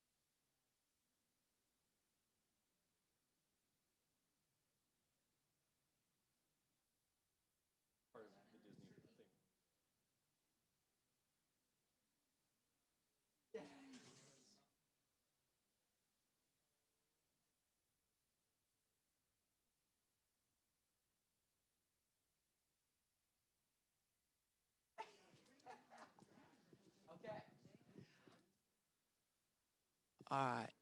Anybody is still on the phone? Anybody still on the phone? Okay, let's do this. We got a couple last few slides, and we're out of here. We're gonna go a little bit. Yeah, we were 5 minutes over, but we got started 5 minutes late, so we're gonna finish up. Blake, we're gonna finish up. Sorry, I'm gonna interrupt you guys. Everybody else's consciousness is greater than the one. All right. Live by your calendar. I can't stress this enough. One of the greatest real estate agents that I've ever met in person told me this once, and I'll never forget it. He said, the business is about following your schedule. Nothing is greater than you setting your schedule to what needs to be done and blocking it out. If you have scheduled lead generation time and someone says, hey, I need to get an hour of your time, can we do it at 11? And you scheduled it at 11, you say, sorry, I already have an appointment at 11. What else? What other times are you available?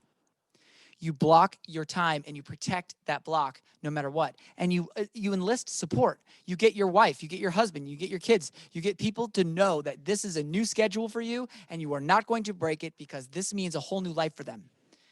Your kids go, but well, you know, what about this? And you go, well, do you want to be able to go to college?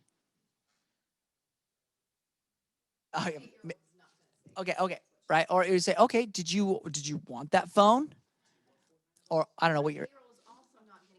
Oh, good. Okay, good. I didn't want them to get a phone either. I'm just saying, I don't know what your 8-year-old wants. What does your 8-year-old want? Did you want dinner?